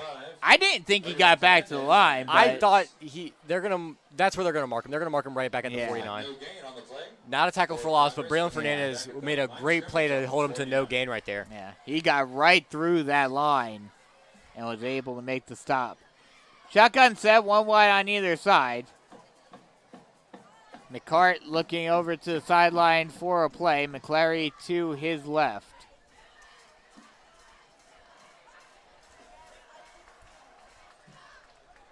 McCart takes the snap. Play action pass. Looking near side, and it will be caught at the 43-yard line. Number 18, Lennox Valerie making the catch. And it'll set up a 3rd and 2. And this is a big third down for the Panthers right here with 2 minutes left to go in the third. And, I mean, the Panthers on both sides of the ball have been playing well thus far in this game. Right. But in both of the last 2 losses, it's been the end of the game that has cost them. Yeah. I mean, you had a lead in the fourth quarter. Yep, You had in a both lead games. In both games. And that is whenever you lose games like that, that's not the side of you want to be on. Yeah. Shotgun set, 2 H-backs. They'll hand it off to McClary. McClary will get held up. He'll push forward. He's still on his feet. No one able to bring him down. They finally blow it dead at the 39-yard line, but that is enough for a South Florence first down. And here's also the thing. The more time that runs off this clock on the South Florence drive is the more time that Carolina Forest has to, they can, if South Florence takes another, it's a minute 15 left. Yeah. They run another 2-3 minutes of game clock off. We're into the fourth quarter, and Carolina Forest could go just down for a game-winning drive. Yep. They'll run it, pass a screen pass, and getting absolutely walloped. I don't know. Jamari Davis came in and flew in. Are they going to call that a catch or no? Yes, they're marking it as a catch. They're going to say that that Jaden Sellers was able to hang on to it. Jamari Davis absolutely walloped him, got on top of him, and brought him down for a loss of 6. And you know what that is? That is called film. Yes. You read a set, you see the set in the game, and you know what's coming. And that right there was a great play by Jamari Davis for another tackle for loss, setting up 2nd and 16. And it looks like the Panthers will go into the fourth quarter with the lead. They'll snap it, throw a little screen pass at it, and it's dropped.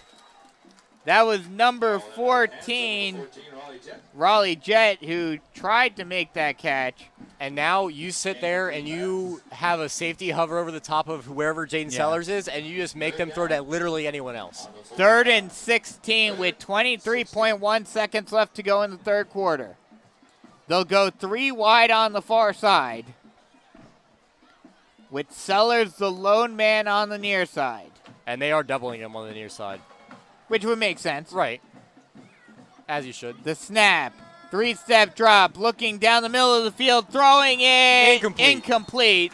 And that'll set up a 4th and long. And with 17.1 seconds left to go in the third quarter, you'd have to imagine the Panthers are going to get the ball back to start off the fourth quarter. No, we still got 17 seconds left in the third. There's probably one more play. Yeah, one more play. Yeah. And I think the Panthers offense should have at least one more play, or one play in the third quarter before they turn to the fourth. And after that defensive start the offensive start for the South Florence on that drive, for the Bruins on that drive, that is a great way to respond. High kick. That punt barely went 20. It's going to take a Panthers roll, too. It's going to take a huge Panther bounce, and the Panthers will get the ball at the 34-yard line. That, again, like I was saying, though, that was a great possession right there by the defense. Yeah. South Florence was driving. Panthers, with the TFL by Jamari Davis, just blow up the drive immediately. And that's what I'm talking about. If you can get ahead in the chains as a defense, meaning 3rd and long, 2nd and long, 3rd and long, that is momentous for a defense. 6.3 seconds left to go in the third quarter. Panthers will run one play before the quarter ends.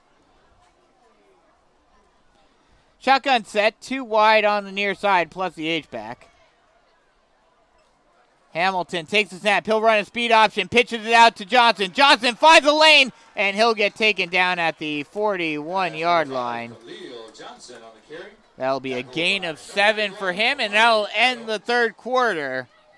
Carolina Forest goes into the fourth for the 3rd week in a row, ahead in this one, up by a touchdown. Can they keep the lead this week? We'll find out as we head to the fourth quarter here on the Carolina Forest Panther Football Network.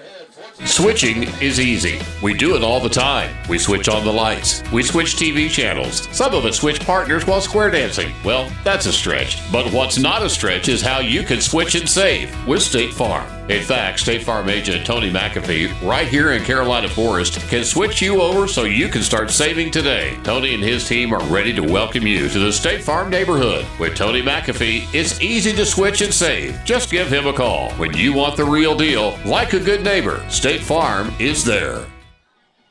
Start of the fourth quarter with the Panthers up by a touchdown, 14-0. And while the score didn't change and really field position didn't change either, that is huge for Carolina Forest. The fact that they were able to and lead, and especially with how South Florence's offense is, pretty much put this game away. Yeah, I think if you come away with any points here, it's almost game over. You can't rule out anything, but if you can get points on this drive and run some clock off, it's almost game over. Shotgun set, 2 wide on the near side.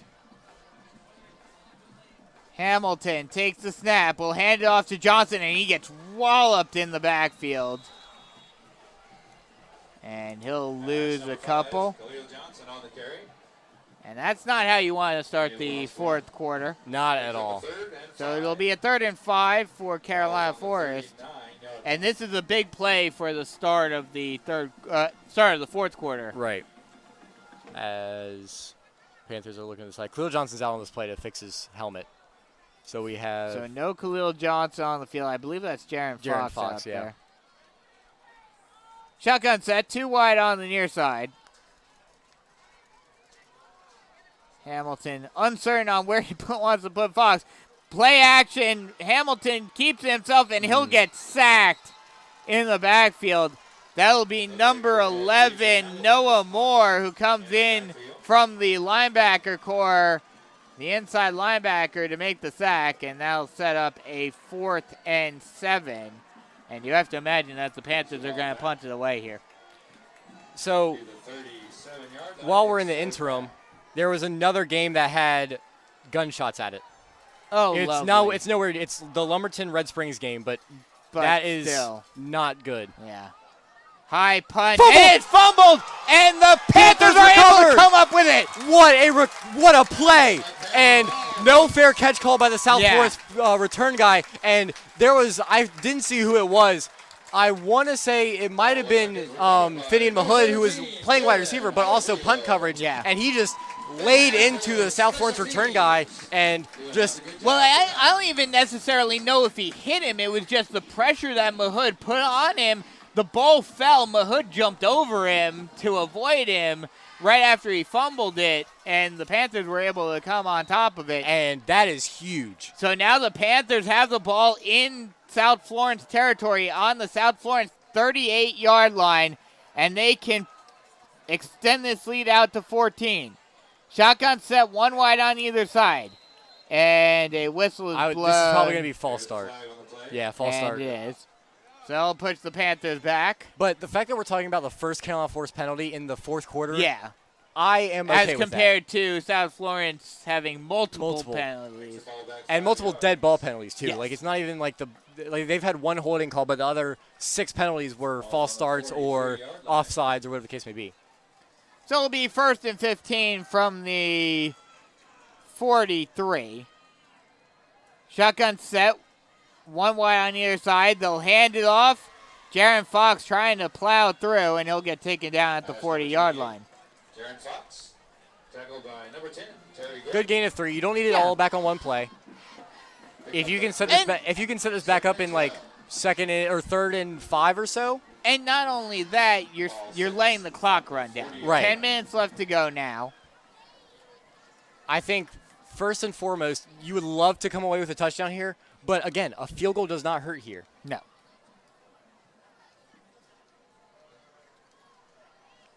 Extended to a 2-possession game would be huge. Shotgun set, 1 wide on either side. Now the H-back and the tight end move over to the far side. They'll hand it off again to Fox. Fox gets held up. Johnson this time. Or, excuse me, that was Khalil Johnson, and he'll get held up basically right at the line, maybe give him half a yard.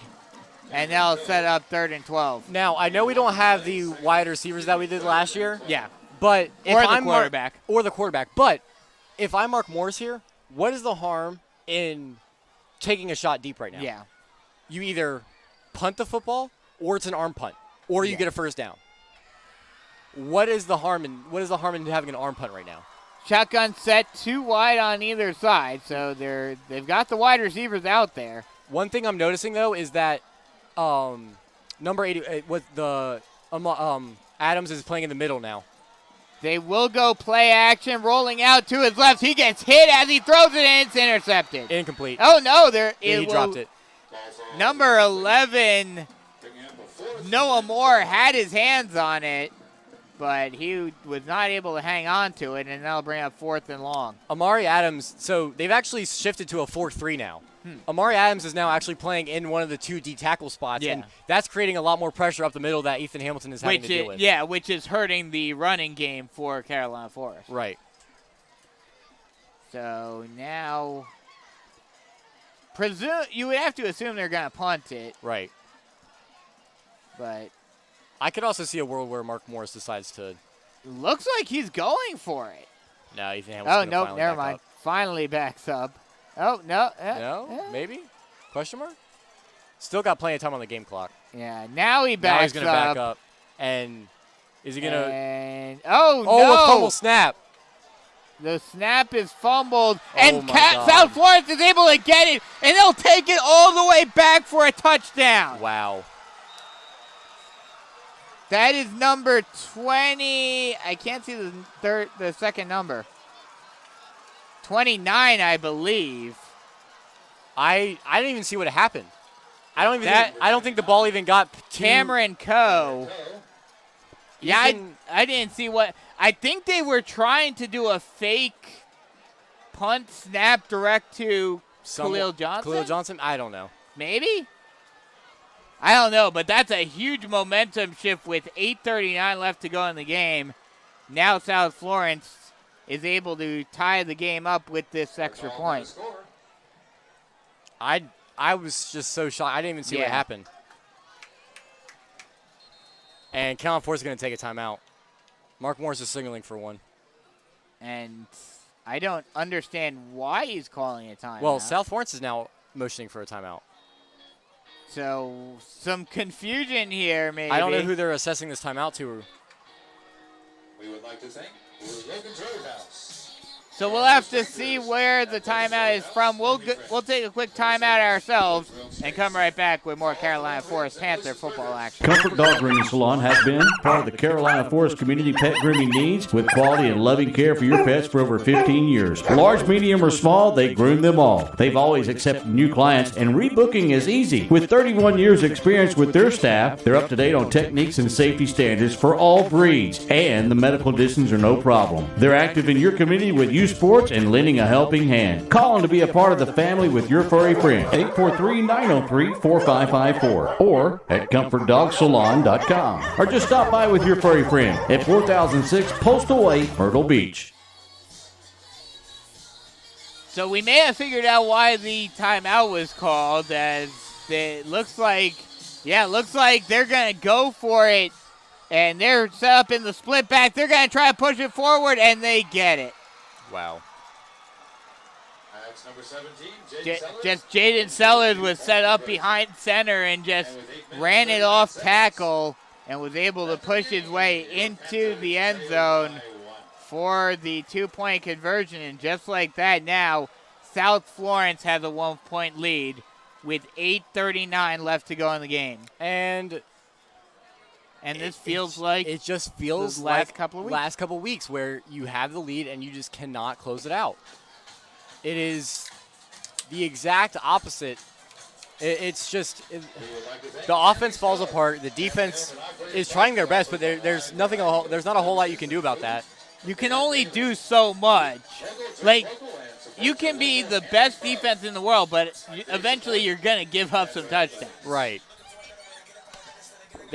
You can't be the 2000 Ravens where you don't give up a touchdown for an entire month. Yeah. And you just can't do that every time. No.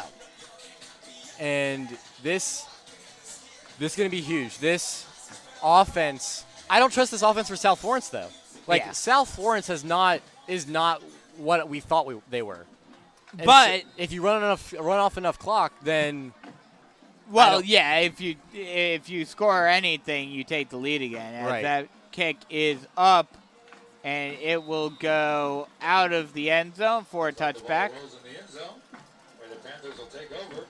so this Panthers offense has to find a way to Start using Khalil Johnson to the outside. right. Allow him to use his speed on the edge.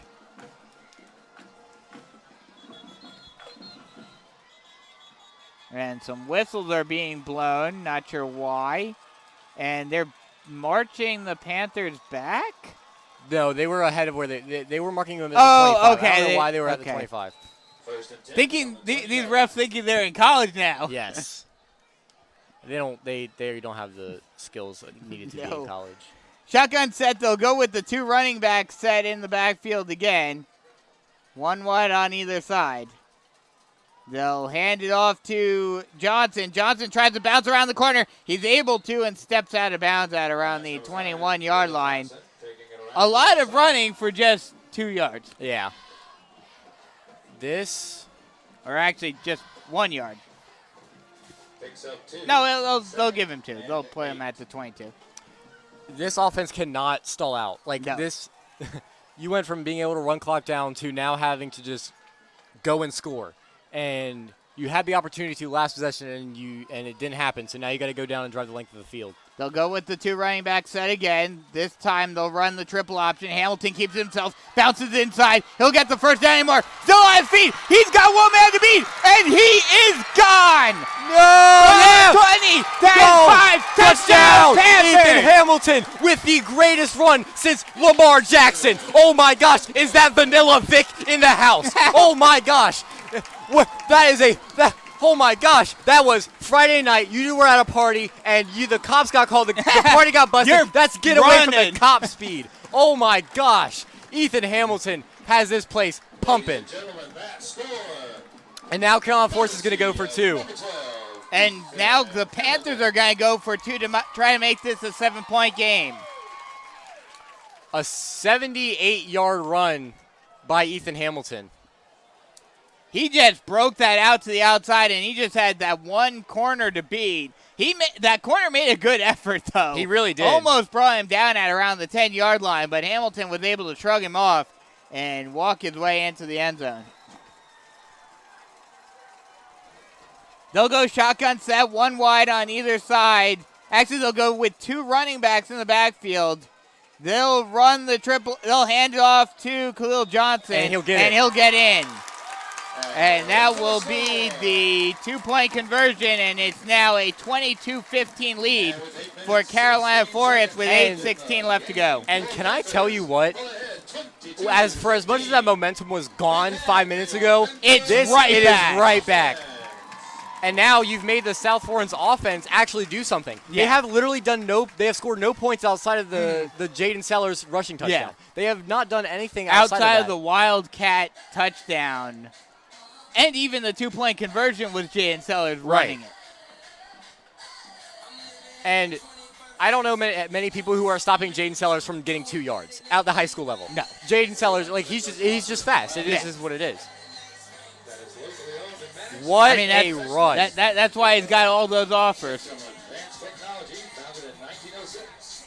Again, we appreciate my crowd help. So 8:16 left to go in the game, 22-15.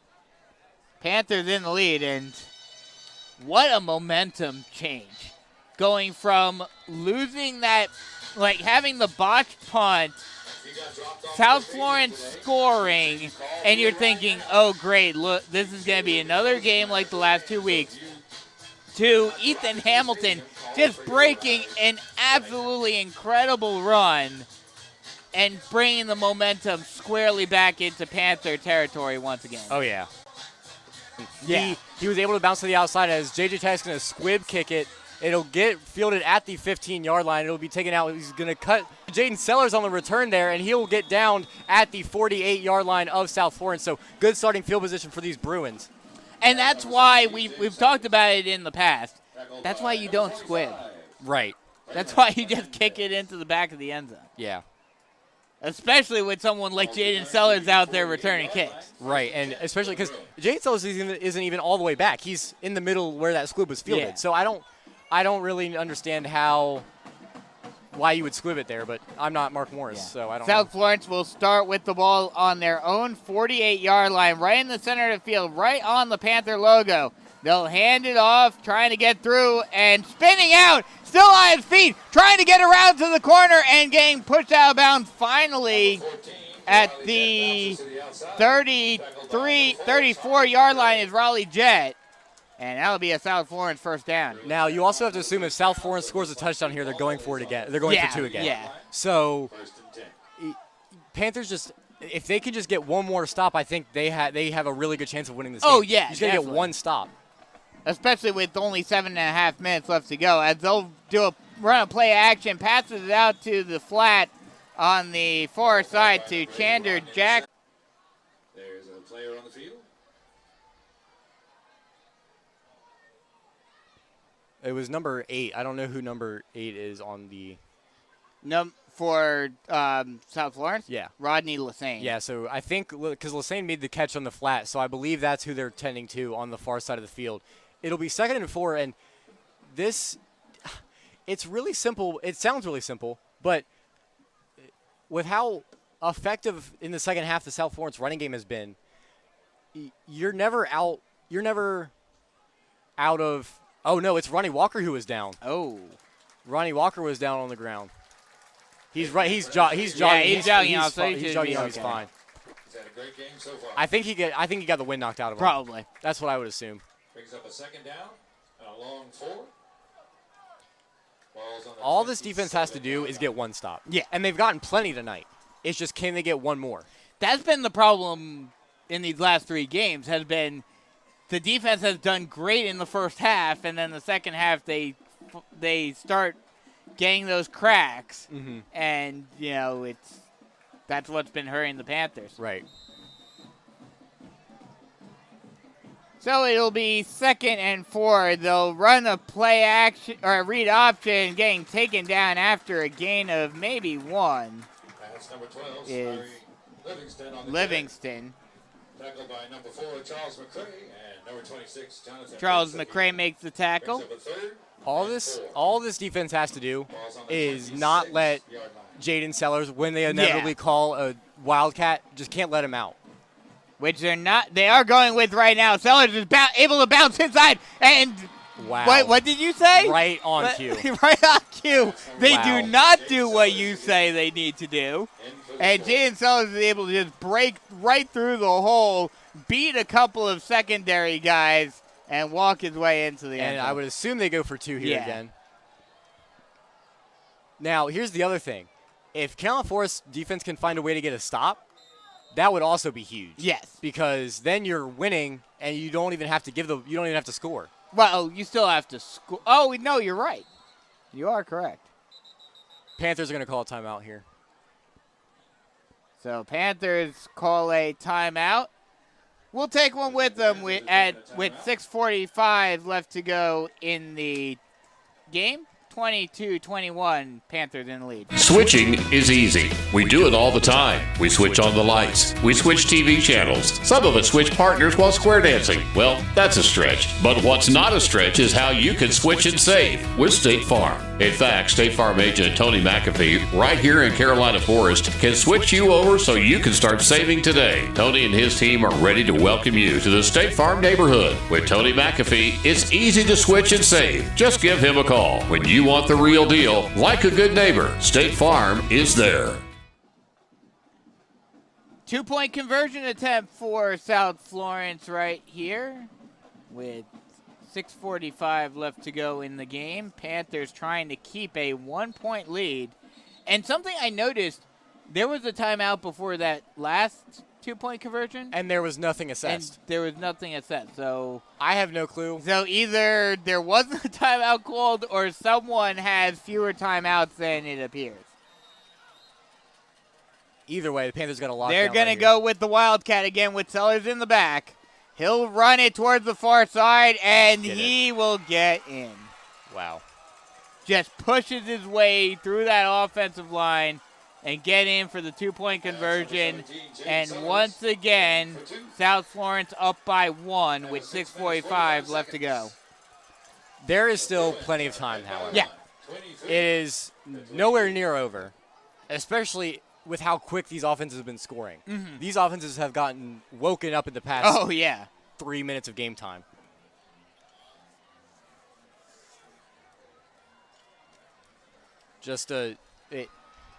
Again, I don't know why South Florence is running anything but the Wildcat. To be honest with you, I'm really confused as to why you're not putting the ball in anyone else's hands but Jaden Sellers. Jaden Sellers, yeah. Like if 17 isn't touching the ball, I don't know why you even. Why do you have him in? Like I think 17 should touch the ball in every play if you're a South Florence Blues fan. Mm-hmm. In fact, I don't think anyone else should touch the ball except for number 17. Yeah, really.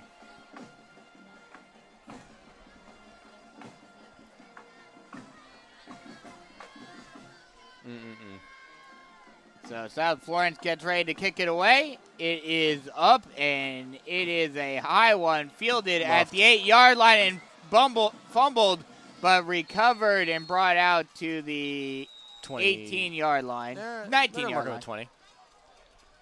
The near side officials say 20. Okay, they will mark him down to 20. So he was able to get back to the 20 after fumbling it. That was Jaron Fox who fumbled it, but then was able to recover and get back to the 20. Ball's on the 20. 6:39 left to go in the game. Panthers need to score here.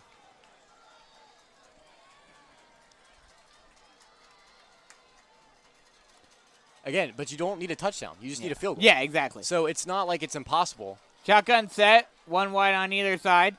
They'll hand it off to Johnson, and Johnson gets pulled down right at the line of scrimmage. Number 5, Khalil Johnson on the carry. They'll say he lost half a yard. So it'll be 2nd and 10. Slide loss on the play. Just, you can't get Khalil. You're not going to be able to get Khalil Johnson up the middle anymore. Like, Well, yeah, because they've got Amari Adams set up in that D tackle right, spot. so now you have to make the adjustment to get Khalil Johnson and Ethan Hamilton out to the outside, away from Amari Adams. Yeah. That's probably the best adjustment that I've seen from any high school coach this season so far, is putting Amari Adams in the middle. Shotgun set, 2 running backs in the backfield. They'll hand it off to Johnson, and he gets walloped in the backfield for a loss of 4. That was Jaron Fox. Oh, actually, it was Jaron Fox. That's number 28, Jaron Fox. Yeah. And he just got destroyed in the backfield for a loss of 3, and now it's 3rd and 13. Now this is not the position you want to be in if you're the Panthers offense. No. Like, you're sitting 3rd and 14, and you're not a heavy passing team to begin with, and now your back's up against the wall. Shotgun set, 2 wide on the near side. They'll pass it, 3-step drop, and it's a high pass, and it's picked off, and that'll be a pick 6. That was number 27, Camonte Rose, who came in. That ball was tipped before he was able to get underneath it and catch it and take it all the way back to the house for the pick 6. And again, the momentum just completely swings the opposite way. And even with here's the silver lining. Okay. With an extra point, it's only an 8-point game. Yes. So there is still the opportunity to tie the game up. Yes. It's just that was just a poor drive from the Panthers offense. Snap, kick is up, and it is good. There's a flag there. The ref threw a flag. So we'll have to wait to see what the flag is.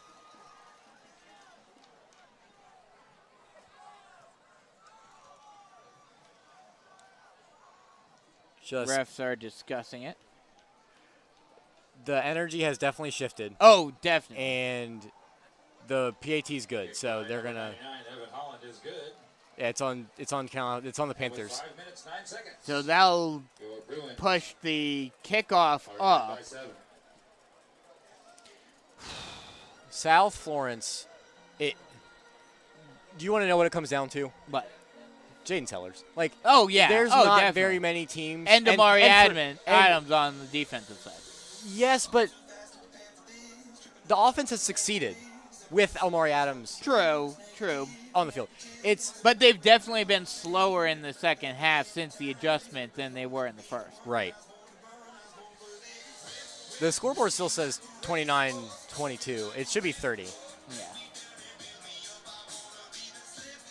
This kickoff is sponsored by Beach Automotive. Who have been a corporate So sponsor it's of your Panthers for 5 years 30-22. in a row. Big thank you to Beach Automotive. But, I mean, I hate to say it, as the Bruins will kick it off from the Panther 45, so you have to imagine this is just going to go right into the end zone. You'd have to assume.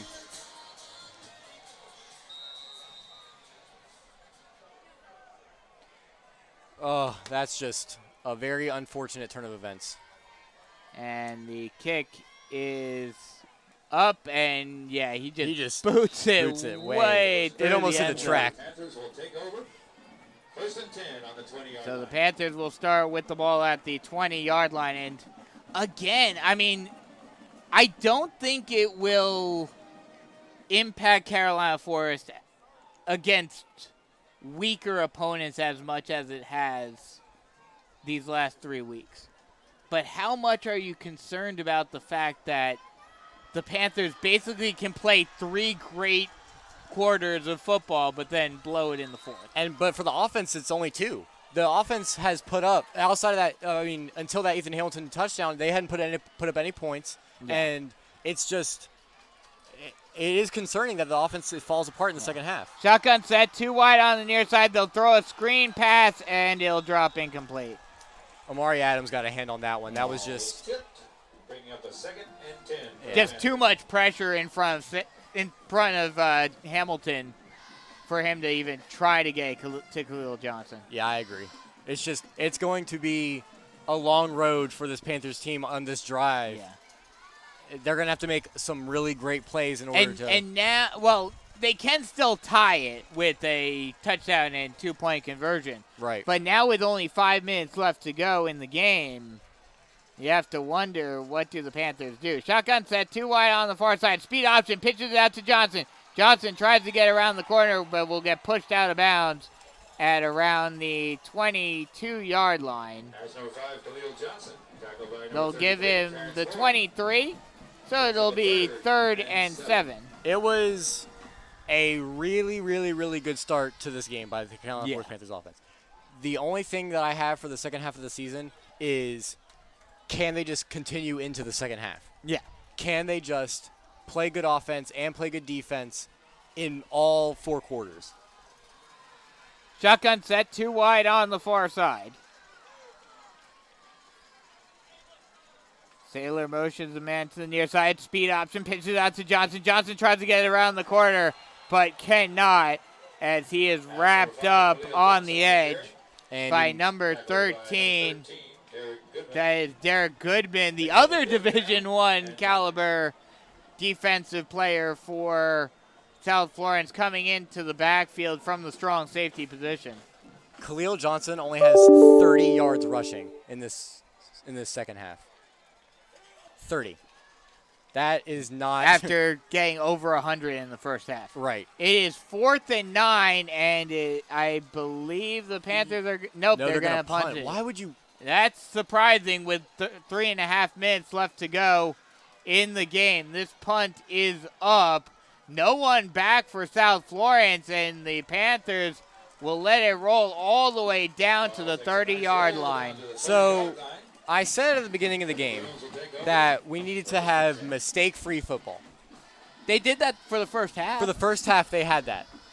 Not so much in the second. The second half, South Florence has 14 points. Well, 16 points if you include the 2-point conversions. Yeah.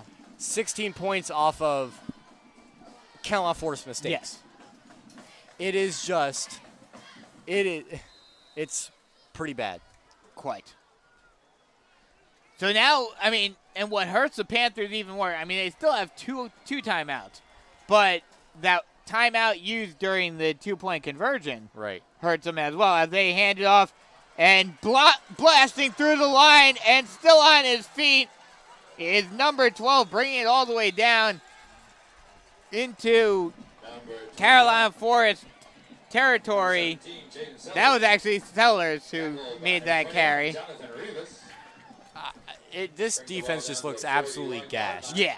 Like, this defense just looks defeated. They look like they're already out of the game. Like, it's just we are in the demoralized phase of the game.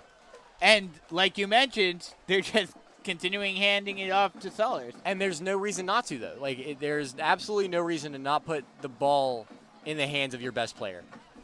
1st and 10 from the 41-yard line. Less than 3 minutes left to go in the game. They'll run a wildcat, just a wildcat draw with number 12, Cyree Livingston, in the backfield. And he'll get a gain of 9. He's just short of the first down marker. And that'll set up a 2nd and 1. And, yeah, I mean, especially with how this South Florence team runs, Panthers need to get a stop soon because it's already down to 2.5 minutes left to go in the game. But this defense just looks absolutely shot. Gassed. And they'll hand it off, bouncing it to the outside and getting the first down before getting pushed back is number 14, Raleigh Jet. And that'll be enough for another South Florence first down. And I think, well, the clock stops, I think, for the first down. Right, the clock stopped for the so first no down. timeout yet. It's just these last 3 weeks have just been. These last 3 weeks have been bad, but not because realistically, it's not the play on the field. It is literally just the fact that the defense and the offense cannot play a full, even 3 quarters. Yeah. 3 quarters of offense and 3 quarters of defense might be enough to win you this game. Yes. Or the last week's game against Oceanside. Under 2 minutes left to go in the game, and South Florence is in no hurry right now. It's just this. And it looks like, I mean, I don't think Mark Morris is going to even. Yeah, it looks like Mark Morris has essentially thrown in the towel. It seems as though as soon as the Panthers play a full 3 quarters or a full 4 quarters, we'll be in prime position. As they'll hand it off again to Jet. And he's still on his feet, gets pushed out of bounds at the 21-yard line. We'll see if he got enough for the first down. It's right at the first down marker. They're going to say he's just short. 2nd and 1. So it'll be 2nd and 1. Clock still running. About to hit a minute left to go. And, yeah, this one's over. And we're going to get our region tune-up games the next 2 weeks. Yeah. If we don't win those 2 games, then there's a problem. There's a problem. At some level, you assume we lose to South Florence. On some level, you assume we lose to Somerville. And on some level, you assume you're going to lose to Oceanside. So it doesn't feel. They'll hand it off again. I believe that's Gilbert out there. He'll get the first down and more. Steps out of bounds around the 10-yard line. The clock's just going to continue to run. Then nope, there it goes. So 30.7 seconds left to go in the game. It just feels like that, like this team, and maybe it's one of those things where it's like last season, where this team doesn't hit their stride until you get through this gauntlet. It hurts, but I mean, this season has been better in these games than it was last year. It was 100%. It was 100 times better. We gotta say that, as that will be the last snap of the game, and this game's going to be over. But another just one possession game where we lose the game, and it just. And that is for the 3rd straight week. Again, thank you for supporting Panther Athletics. We got a couple weeks on the away games. So for 3 straight weeks, Carolina Forest lose 1 possession games in which they led at some point in the second half. It's, heck, in the 4th quarter. Yeah. We came into the 4th quarter saying all the Panthers had to do was score once. Yeah. Well, they ended up having to score more than once. Yeah. But it's one of those things where this defense just could not get a stop in the second half.